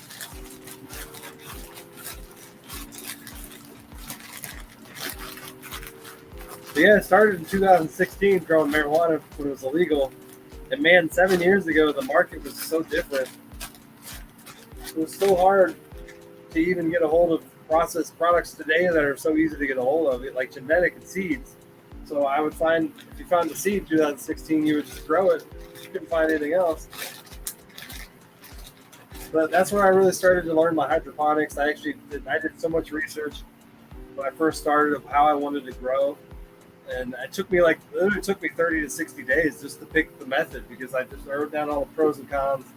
And then I really chose hydroponics for the simplicity part of it, and the fact that you can leave the plants alone for a longer period of time because they have all that water to them. Instead of like soil where you may have to water them every 2 or 3 days. So that allowed me to go on vacation. I can leave the whole system alone for up to 10 days if I fill the buckets all the way up. And the plants will all take care of themselves while I'm on vacation. Don't have to have any friend come water.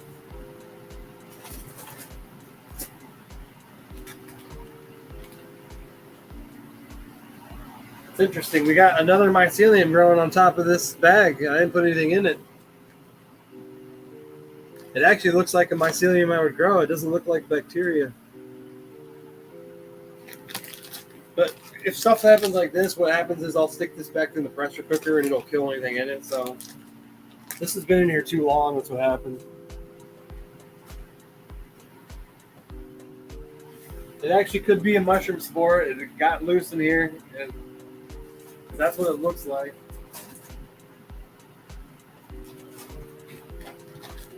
So we got our blue oyster species done. Now we can take another species. We just did enough to grow about 24 pounds of mushrooms. That's how much we just did in those 6 bags I did. So that's going to grow my company 26 pounds of mushrooms.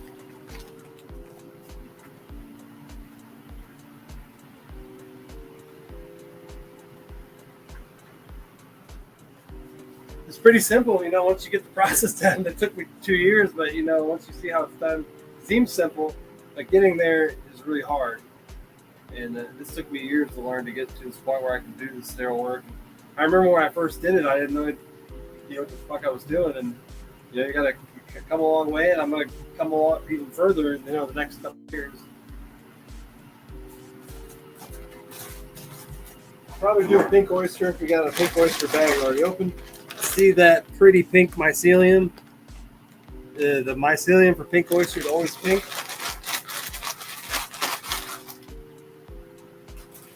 See it here, starting to grow pink mushrooms at the bottom, and it'll start to do that, but it has no ability to hold on to anything, so it really won't grow a mushroom. But we'll do a couple pink oyster bags.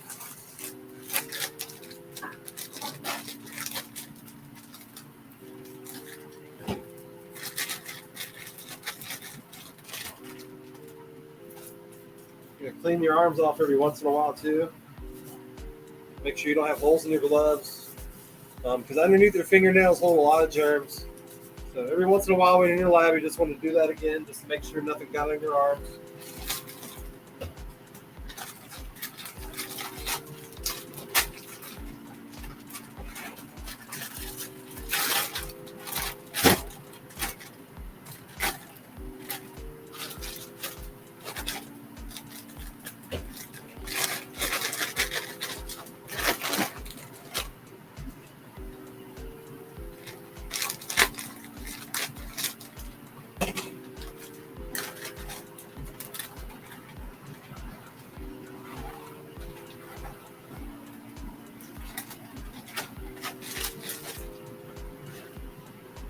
Smells slightly funky, but it's good.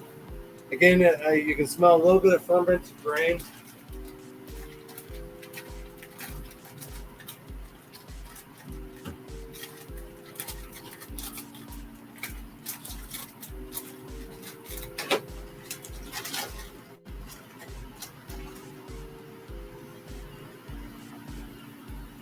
But the pink oyster is interesting. It is actually a tropical species of mushrooms.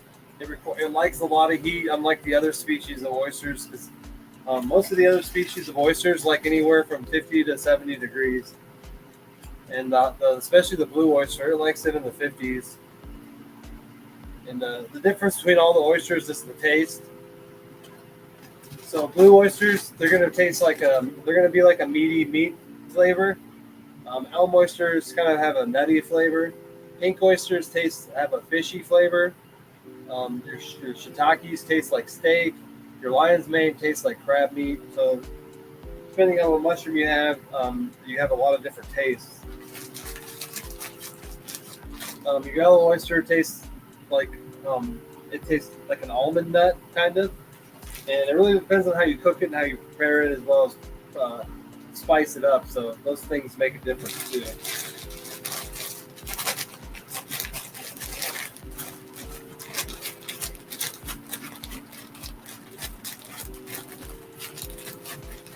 Honestly, my favorites are the shiitakes. Can't go wrong. Like they literally taste like a sirloin steak. They have they're just packed with nutrition. They're pretty affordable. They're a little bit higher than your portobellos because my oyster species sell for $12 a pound or $7 for a half pound. And when you buy portobellos, you're paying about that same price, but you buy them by the 4 ounce packages. So you're just buying a smaller package, compared to what I sell. My shiitake sell for $10 for a half pound. And when you compare that to a portobello, you're not really paying much more, but you're getting way more nutrition. You're getting a way better tasting mushroom. And I've never heard anybody complain about shiitake.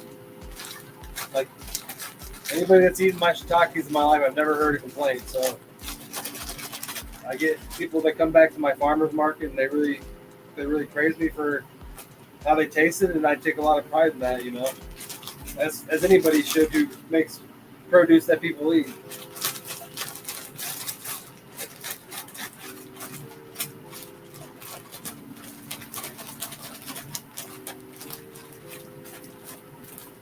So we're going to start making a cookbook. I've gotten a lot of good advice at farmer's market.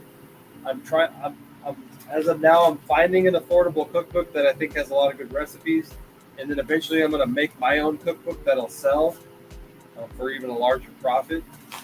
But I kind of want to take advantage of the rest of the summer and try to introduce a cookbook at my farmer's market because I get people all the time. They're like, "How do I cook this?" And all I got to do is point to this book, and they can buy it, and I have another sale, as well as educate them about how to grow these mushrooms in the proper way. Um, it's not about making money. I obviously have to make money to have a business, but it's all about that education part, sending them home with something that they can learn and a skill of how to grow mushrooms. And I found a book at Walmart that has 25 simple mushroom recipes. Nothing crazy, extravagant. And I think I'm going to sell that one for a while to make a little extra income.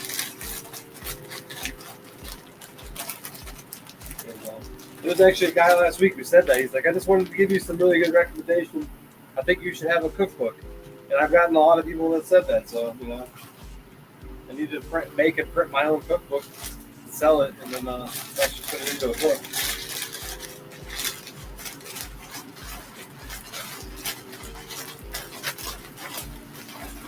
Dan the Mushroom Man, gourmet mushrooms. Cooking with Dan. Maybe we'll start some of those episodes someday.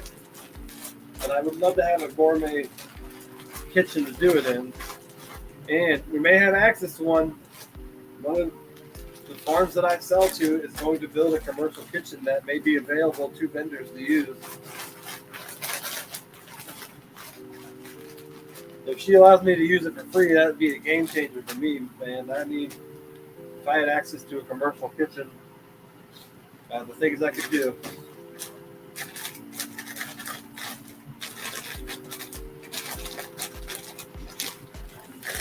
We got one pink oyster.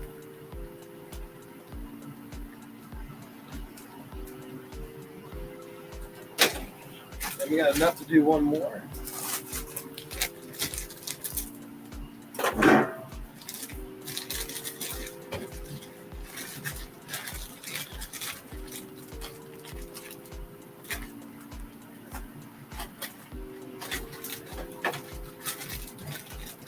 We got 6 lovely people in here. Thank you very much for joining me tonight. Don't forget to hit that reaction button if you're not staying long.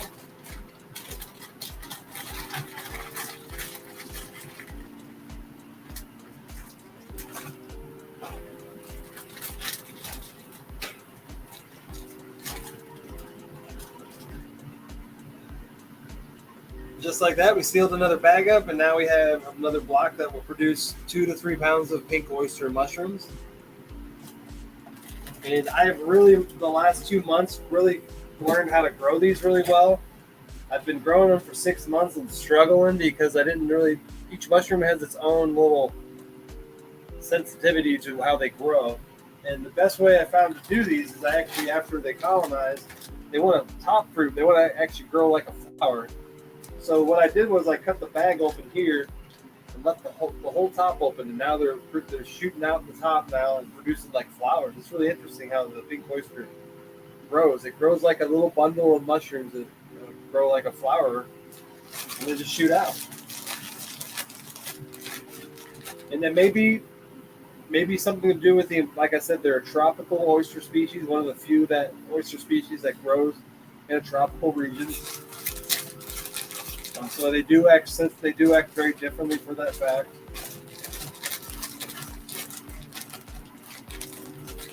Most of your other species, the blue oyster is European, North America, elm oyster, North America, Europe. So you're really getting all these cooler, four-season kind of environments that a lot of species like to grow in. They don't like hot temperatures all the time like the pink oyster seems to like.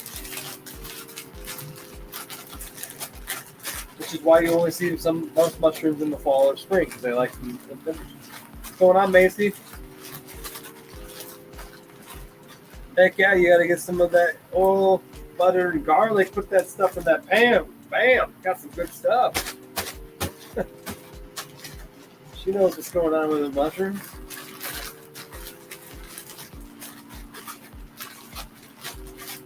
Can't ever go wrong with garlic.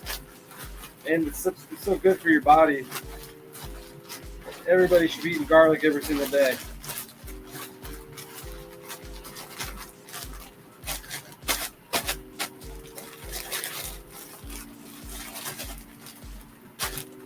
We got another bag of pink oysters ready.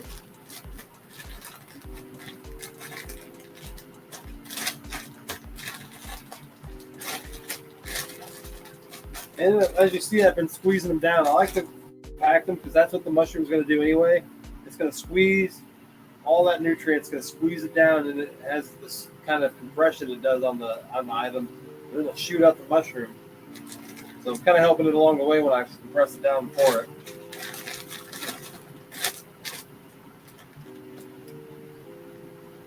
There's a lot of energy in here. I've seen these things blow through filled patches. I can't even poke my finger through here, but somehow the mushroom will find a way to poke through it, and it's amazing how it does it. I've seen it do it. It'll eat a hole through the bag with some of its enzymes, weaken it, and then it will shoot something through it. Usually, it'll be like a mushroom or some kind of a growth, because it knows there's something blocking its air. I think that's what it knows. I've had some pictures in the past I show of blowouts through filters because it happens quite a bit. Yeah, not quite a bit. Probably like 2 to 3% of bags do that. Maybe even rarer than that.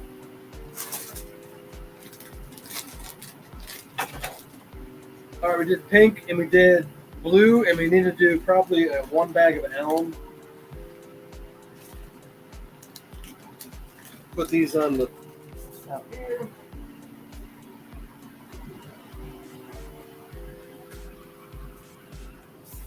And we have some shiitake blocks too that we still need to do. We got 3 shiitake blocks.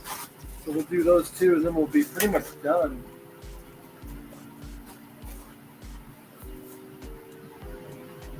Funny, when I was pregnant, all I craved was garlic. The funny thing is, I just watched a new study and they found this portion of the brain that actually makes us choose our food. It's an unconscious part of our brain, and when our body is actually lacking a nutrient, it makes our body crave something. And science discovered this. There's actually a portion of our brain that activates, sends a signal to us, to our conscious portion of it, that actually tells us what to eat. We don't know this because this is our subconscious doing this, but I found it very fascinating. That probably has a lot to do with the fact you're pregnant and that garlic has a nutrient in it that your body probably needed, and that's probably why you craved it. But it was a brand new study. This is a whole new kind of world that is discovered of how our body makes us choose our food without us even knowing it.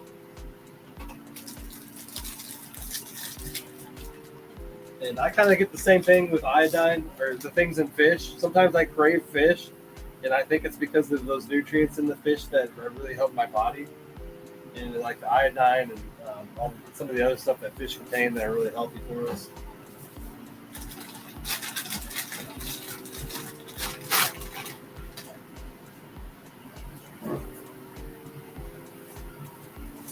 So we got 3 elm oyster bags. We're going to take the oldest bag. And you can see it here, it's 2 months old now. pretty hardened up and pretty hard. So if you cook it in there too long, it'll actually get so hard you can't break it up. But this is still good. That happens about 6 months. But it's going to start making mushrooms. Oh my, it's really hard. It got really hard. So what happens is the enzyme will actually start to break it down. I don't even know if I can break that up.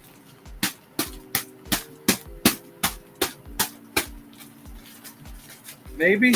Starting to. This is the punching bag.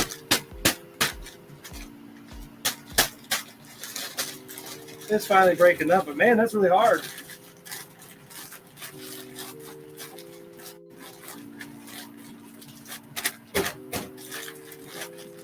So this is the elm oyster species.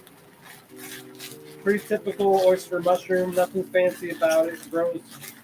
It grows pretty aggressive. Not as aggressive as the blue oyster, but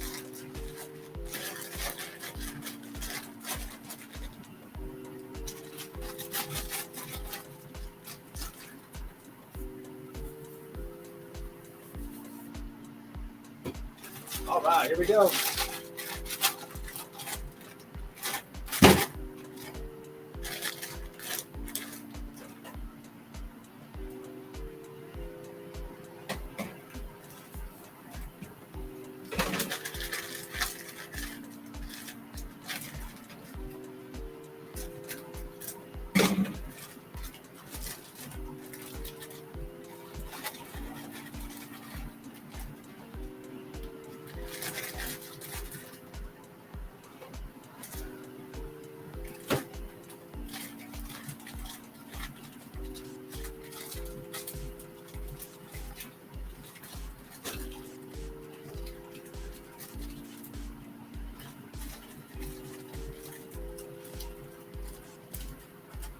Sometimes the bags don't want to cooperate. That took too fucking long. That bag folded up on itself, and I couldn't get the fold out.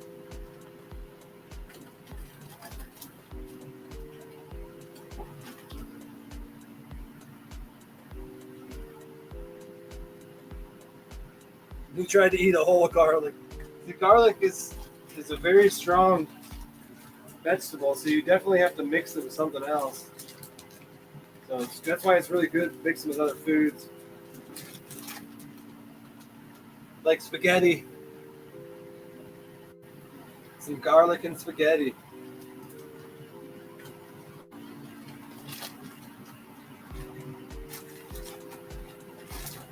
This bag is not standing up, so you just got to pound it down. Give it a flat bottom.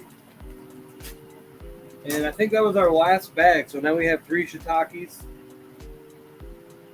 We're going to seal that back up.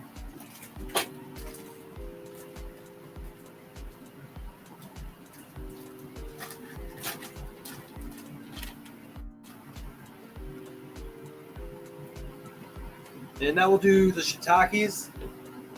Somewhere is the shiitakes. And then we probably need to do a couple shiitake bags. But we do have a lot of shiitakes down here that are fully colonized as well as up there. But this winter, our inventory of shiitake is really going to increase a lot. And you can see this is a very, very healthy white mycelium right here. Shiitake block. Looks super healthy. And my shiitakes are I'm going to expand in the winter for the fact that the place that I sell my mushrooms to, it closes in October, so I'm going to have a lot less places to sell my mushrooms to. I'm going to increase my cultivation of shiitakes because they store very well, and I can sell them to just about any market. And I'm really going to start moving mushrooms into restaurants and approaching restaurant owners. I'm going to work on my licensing. I'm going to work on my permits. I'm going to work on everything that's going to make me, next spring, move up another level, you know.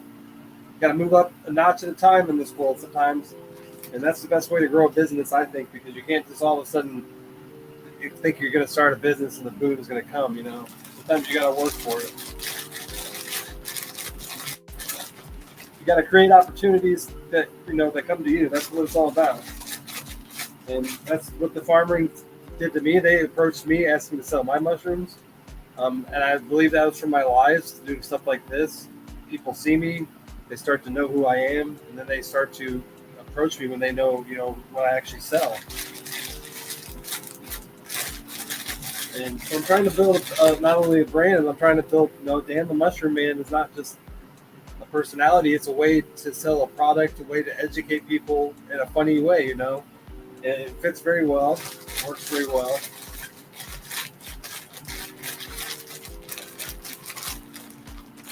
And I think anybody that has a mushroom or a business that sells something weird should have like their own kind of a personality kind of thing.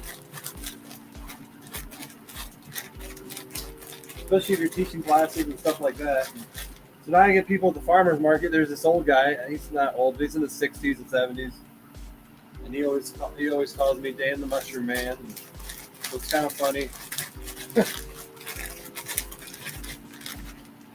Thank you, Diana, for sharing. Appreciate it. If you didn't know, I do have a podcast where we talk about mental health Mondays at 6:30 on my Facebook as well. And then we have the Ruminating Gardener on Thursdays at 6. And then we have the Psychonaut Files where we talk about psychedelics and mental health every other Thursday. So I don't just do live in the labs. I have a podcast where we talk about pretty serious subjects, especially with mental health. So I take a lot of pride in talking about it because I've been through it myself. I'm bipolar, and I've seen the shittiest parts of my dark illness. It's not fun. So I'm here to help us educate other people. Show that there's another way through it.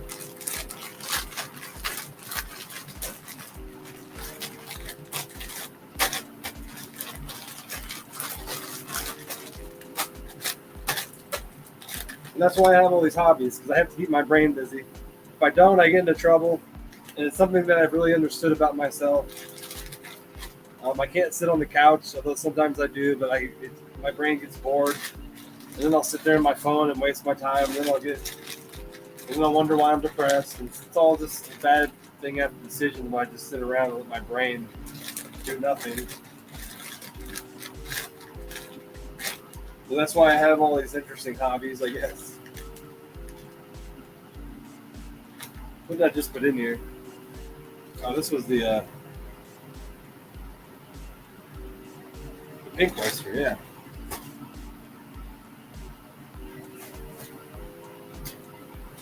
We got shiitake. Now we're gonna do some shiitakes.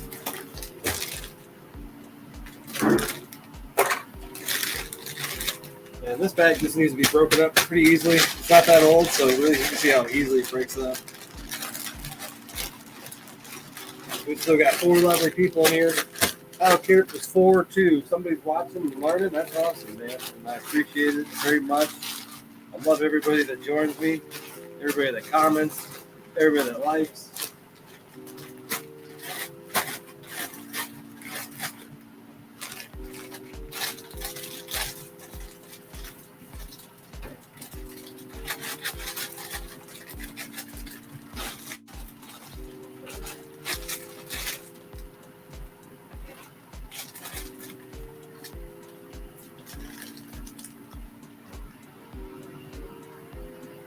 Okay, see, California's still here. High blood pressure. Do any of these mushrooms help with high blood pressure? Yes, lion's mane does.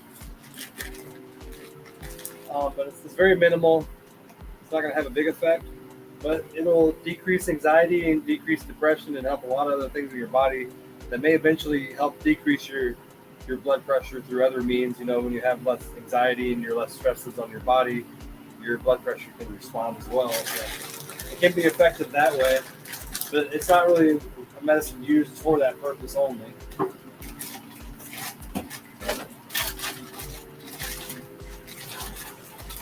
And I do sell that supplement. I sell it for $13 for a month's supply, $5 a ship. You're welcome to message me if you'd like information. I usually ship out next day, so I do get it to you pretty fast.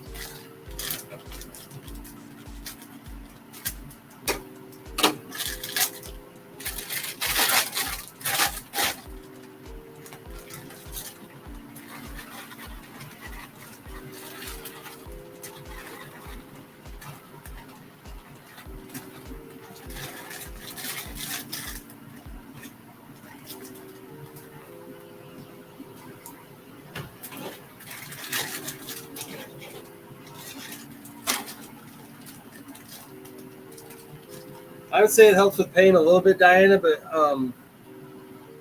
CBG probably helps more with pain than anything. And CBG, I take CBG, CBD, and lion's mane a day, but the CBG really helps with inflammation throughout your whole body. And when you reduce inflammation anywhere in your body, you're going to reduce pain. So CBG has a really profound effect on that part of your body, the inflammation part. And I do sell that as well. I sell that for $30 and $5 a ship. And I buy a local CBD, CBG, and I do a full spectrum infusion into a capsule for 16 milligrams of both CBD and CBG. So you're going to be getting a really stronger average dose. And you only need to take one a day. So I do sell that. And it can last anywhere from 30 days to 3 months, depending on how much you take. Some people take one pill every like 2 to 3 days because CBD and CBG do store inside your body, and then your body uses it as it needs it.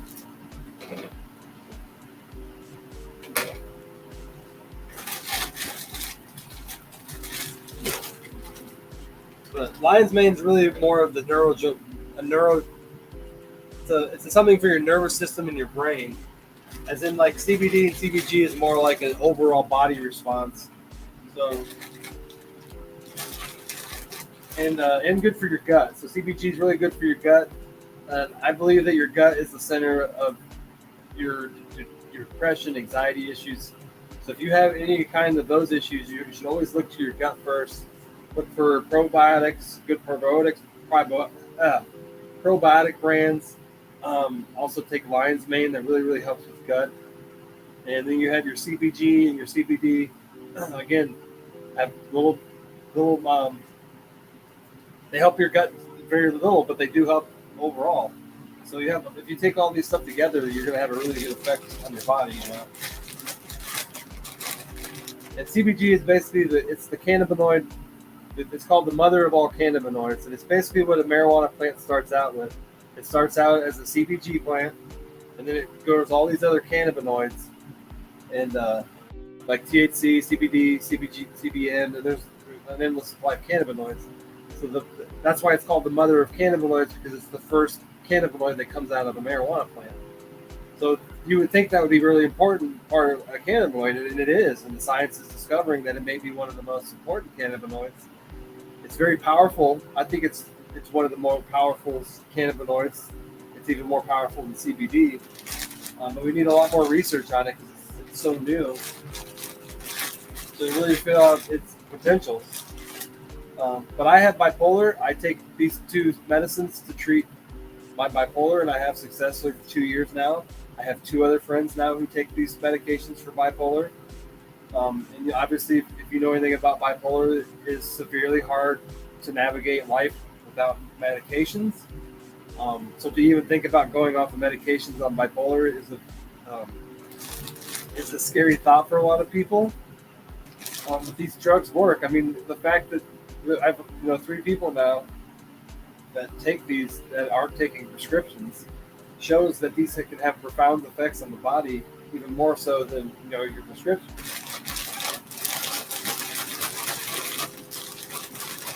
That's because Western medicine is lying to us.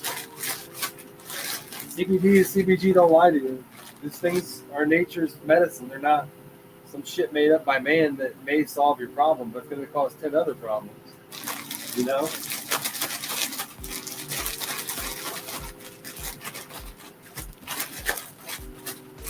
I don't hate doctors. I only hate the pharmacy companies behind them. And this whole system we have in America just sucks. It just sucks. Our healthcare system is just really not very good. And I think we're at a crisis now where people are just tired of it. Just tired of this bullshit doctors feed us that don't solve any problems. Dang, did I miss anything? No, I'm just sitting here making bags, talking about pharmaceuticals.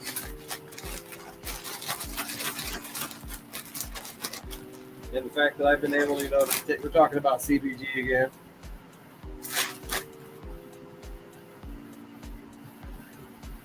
Yeah, you might want to, and I have we have another person. She's not in here now. Who, her son has autism, and this weekend she's going to try to give him lion's mane, and I'm really interested in the effects of what happened when he takes it. But that may be something that he may take, and if it works really good with her, I may send you a bottle for free because my intrigueness is just. I find people with autism really intrigue me. I really, because I don't really understand what's going on in their brain. Sometimes I just sit there and watch. Sometimes autistic kids, and I try to understand, what's going on in their brain, because it doesn't seems like we may misunderstand what really is going on. There's so much we don't know about autism. There's so much we don't know about spectrum disorders, and why these people are so intelligent but yet lack these social skills, and it really just intrigued me a lot. I think the answer to autism is out there somewhere. I think it's out there in nature, and there's something out there in nature that may provide an answer. The bag stinks.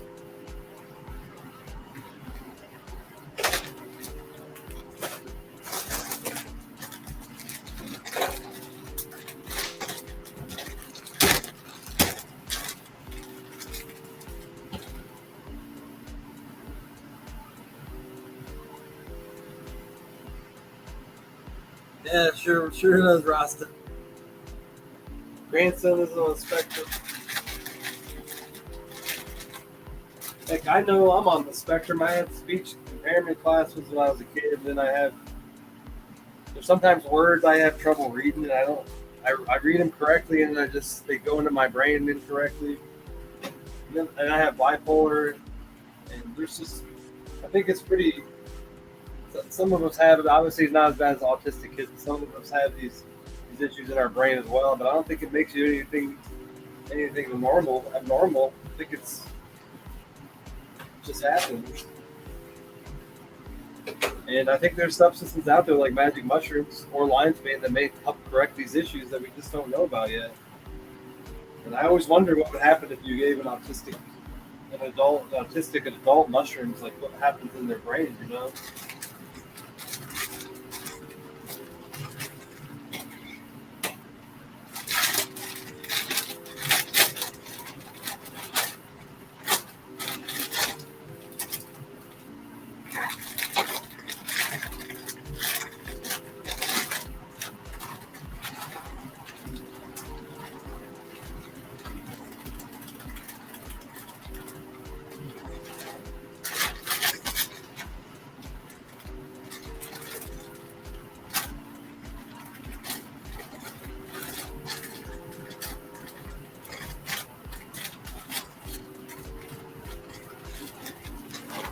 All right.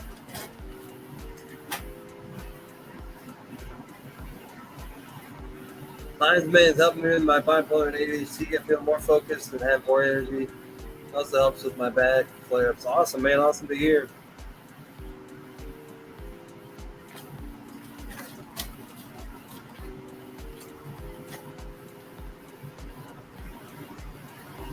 I'm so glad that I discovered lion's mane. I really did. It changed my life when I did.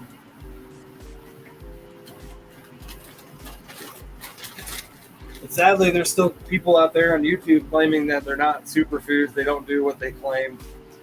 Just ignore those videos. They're stupid people. And there's still a lot of ignorant people that want to claim this stuff doesn't work. But I'm like, okay, so why does it help 80% of people then? Is this just an enigma of their own imagination, And like, the stuff really works. It really helps people. Those people are probably paid by pharmaceutical companies to say that on YouTube, talking about videos about lion's mane doesn't work. So the pharmaceutical companies, you don't buy a $13 bottle and you go buy their $1,000 bottle.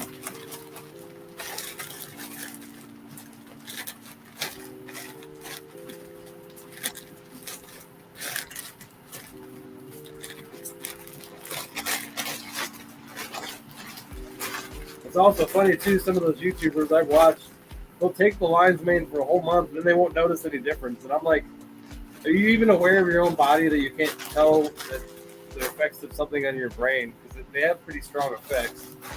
If you take it for 30 days and you're a normal human being, you're going to feel it. So I think some of those people are full of shit.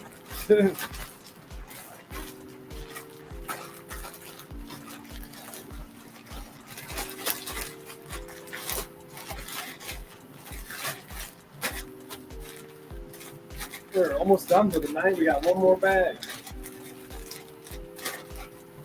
And we got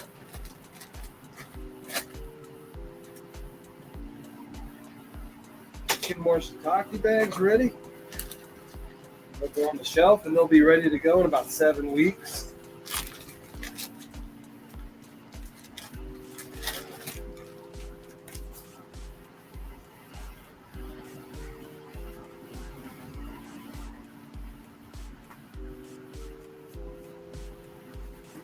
In the last block.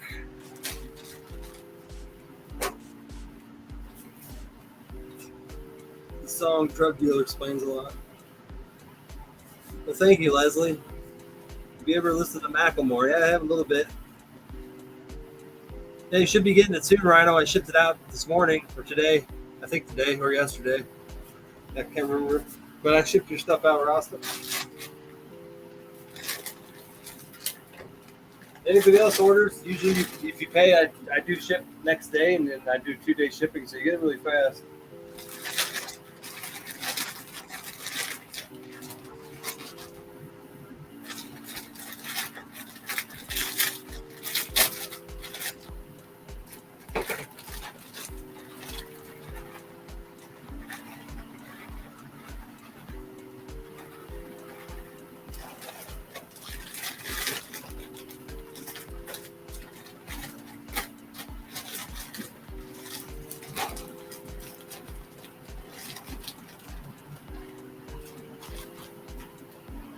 There we go.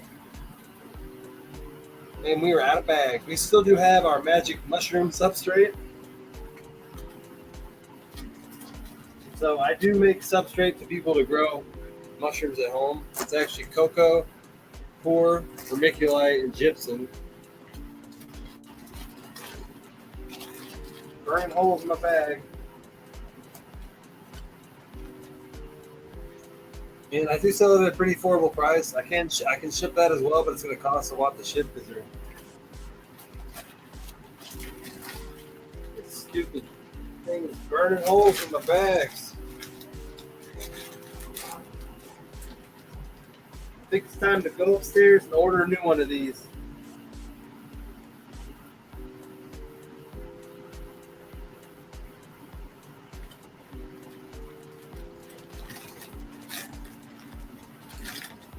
Well, the 4th one works.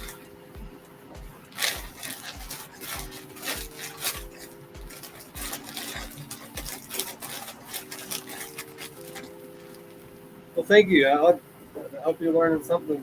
And thank you, Rasa, and everybody else for the awesome compliments. I appreciate it.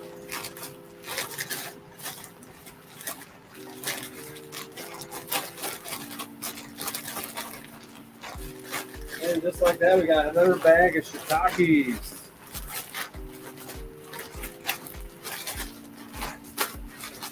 Now she just sits for 2 weeks and she'll do the rest of her magic on her own.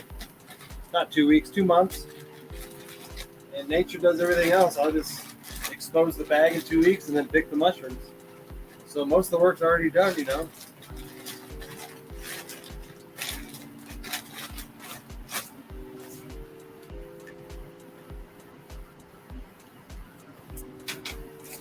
I forgot what was in here though. I think it was pink oyster.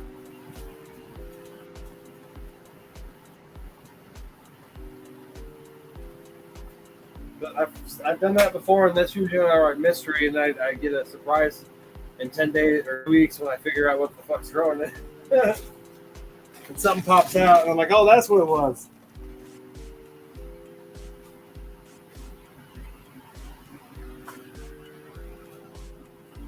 So we have no more bags, but we do have to do a shiitake transfer. So we need more shiitake blocks since we're going to be growing a lot of shiitake blocks in the future.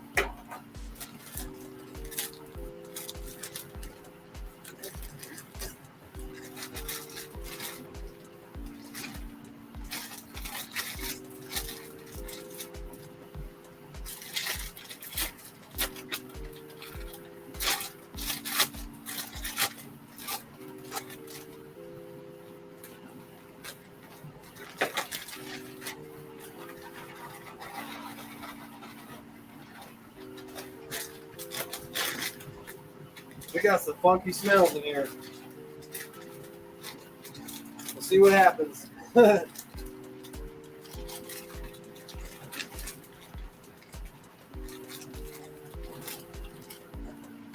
See, when it's sealed up, the smell doesn't come through the filter, so I don't smell it unless the bag's open. So once I seal it, the smell's kind of gone. But that bag smelled a little like it was there may have been something in it. But still, let it grow and see what happens. Sometimes my nose is wrong. It probably is. It looks good. There's nothing growing in it.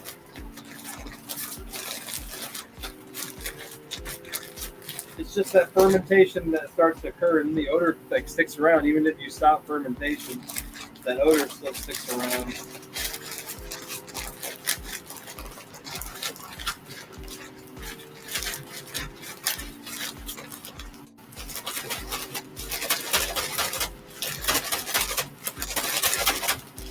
It is a little mushy, but that's what happens when you go for 8 hours, or 5 days instead of 1. They were supposed to be in water for 1 day, and I had to go for 5 because I had to go on vacation. I had no choice. It was either cinnamon for 5 days or tossing them 12 pounds of grain. So it's more of an experiment to see what happens. I think those will be just fine.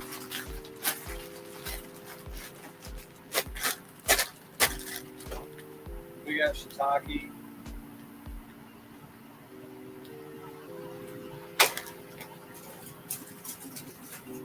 We could do another bag of shiitake, but we do have quite a bit now. But yeah, we do have the room for it, so. So we also have some other species that have never grown, like this Black Pearl King, and I'm getting better at growing this. These are hard to grow because they need cold weather, and you actually have to cold shock them. So when you first start growing them, you actually stick them in a freezer for like 10 minutes, and then you take them out, and it's called a cold shock. And some species actually require it. It makes them a lot harder to grow because they don't always respond to cold shocks. So that Black Pearl King is one of those. This is another cold shock mushroom, king oyster. I've grown them without cold shocking them, but they don't ever grow. I had some of them in my fruiting tent for 2 months, and not one grew. Then I finally stuck it outside. It was winter. Stuck it outside for a night. Then I put it back in the fruiting tent, and I actually grew some king oysters. So some of the mushrooms are that sensitive, and they require a cold shock. And that's more or less what happens in the fall, like when the temperature falls at night. It's like it's really cold. That's a cold shock to the mushroom, and it'll make it pin and start growing mushrooms when that happens. So we got some golden oysters. We need to transfer some of those because I ran out of those. And we'll put the rest of this shiitake in here.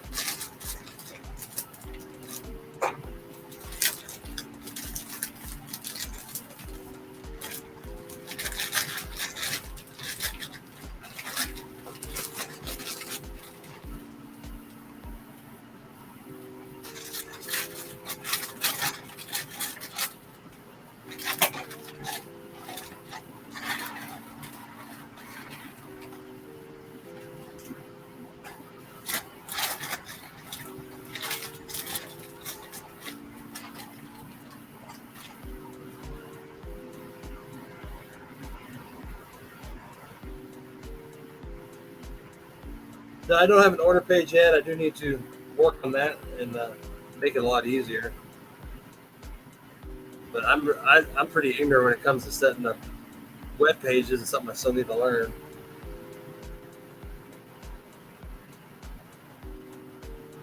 Super fast. I'm trying to scroll down, my gloves won't allow it.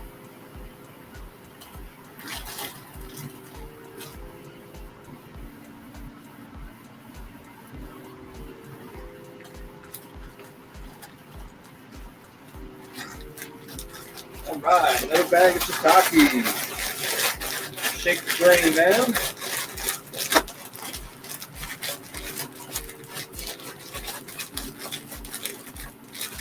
Still got 7 lovely people in here. Don't forget to hit that reaction button and get me to 30 reactions tonight.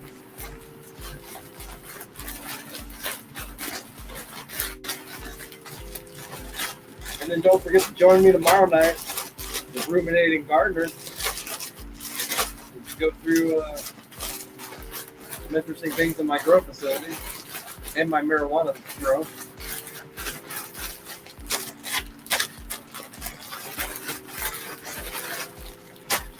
And Ross, if you're not busy tomorrow night, you can come on the show and show off your grow as well. You know,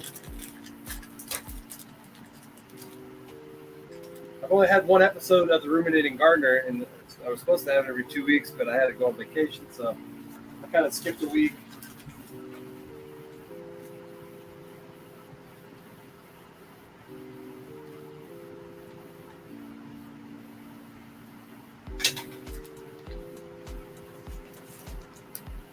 All right.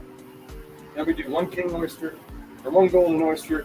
Sometimes I do these in these jars too. Like this is where they start at.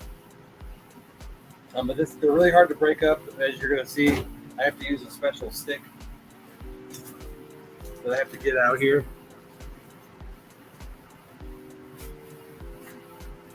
It's just a steak skewer. I use it to break up the stuff in here.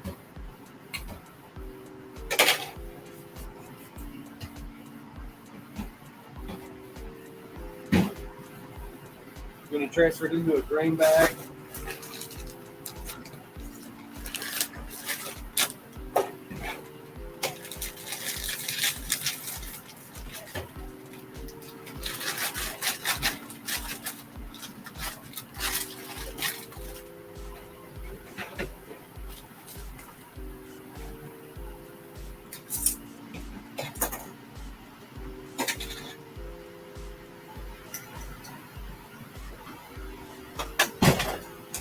Oops.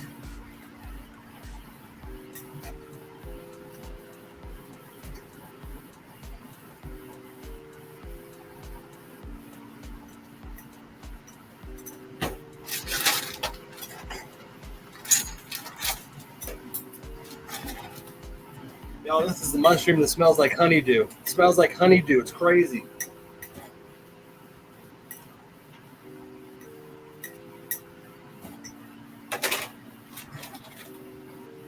Get a whiff.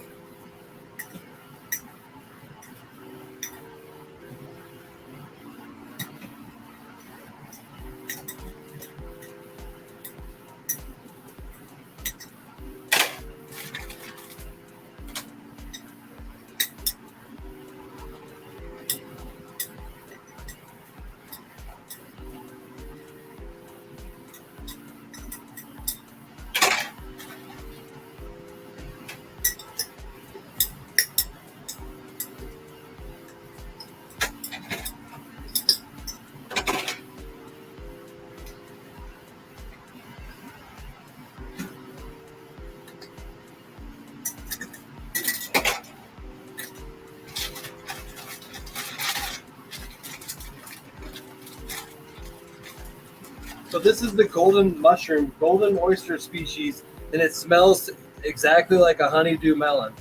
And I don't understand why. It must have some of the same terpenes that maybe the honeydew has to give off that odor, but it smells like a honeydew melon when you break open a honeydew melon. And it only smells like that, the mycelium. So the mushrooms don't smell like that. Only the mycelium does. But this whole room just got a strong odor of honeydew melon in here.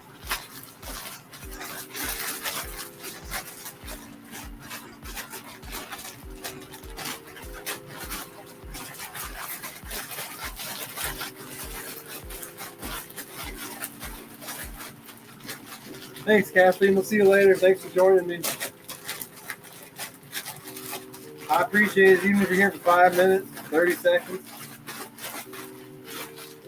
You're probably going to learn something. So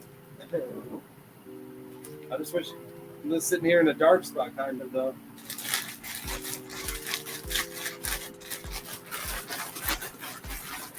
I probably need to get some more lighting in here. That lighting in there kind of sucks. It's kind of dingy.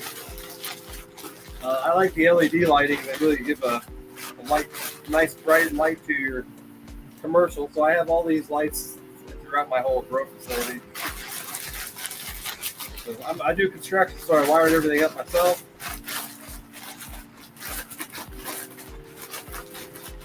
Installed all the lights. And somewhere in my marker, fell on the floor, of course, the dirty floor. And we're just going to write go on it for golden oyster. We got enough to do another grain jar, and I have a grain jar here, so I'm going to use it because it's been here too long. But this is a brand new grain jar. I do sell these for $12 each. Sterilized grain jar, brand new jar with your filter and then your sealable needle for your needle insertion.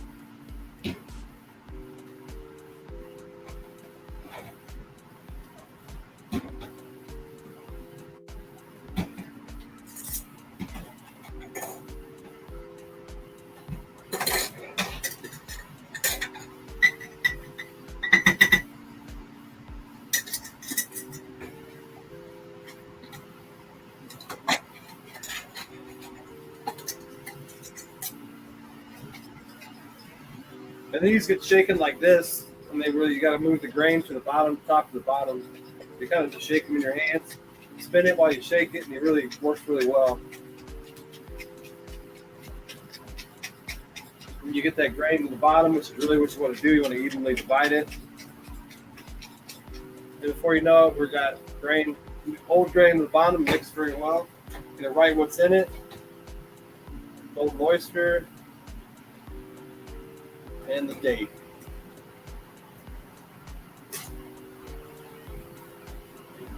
And just like that, we have run out of supplies today. So I'm probably going to end the stream here. I really appreciate you guys joining me. If you didn't know, we just expanded our lab into here too. And maybe I'll show you, we got 5 people in here for the people that stayed. We got this little experiment going here too. We got mushrooms growing. So this is going to be really interesting that I'll share at one point. And these are blocks of mushrooms that actually grow out the top. So I'm doing a little experimentation in here. And something that is really interesting.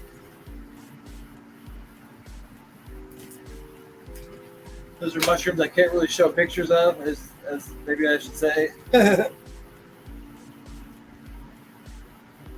But it's a different method of growing.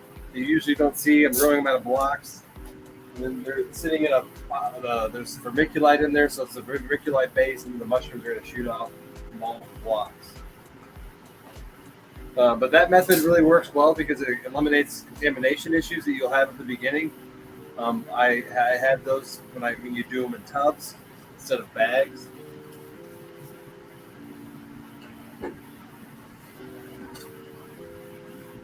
We're just going to do a quick cleanup and then call it a wrap.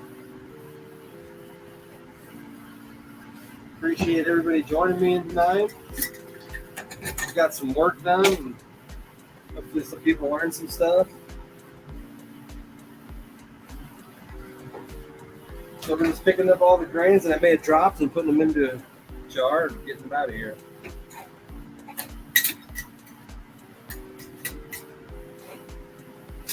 There we go.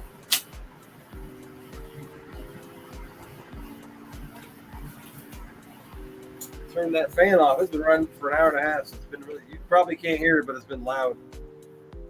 And I've had to talk over the fan, so it's nice not to hear it anymore. But thank you guys for joining me. I really appreciate it. I hope you guys learned something.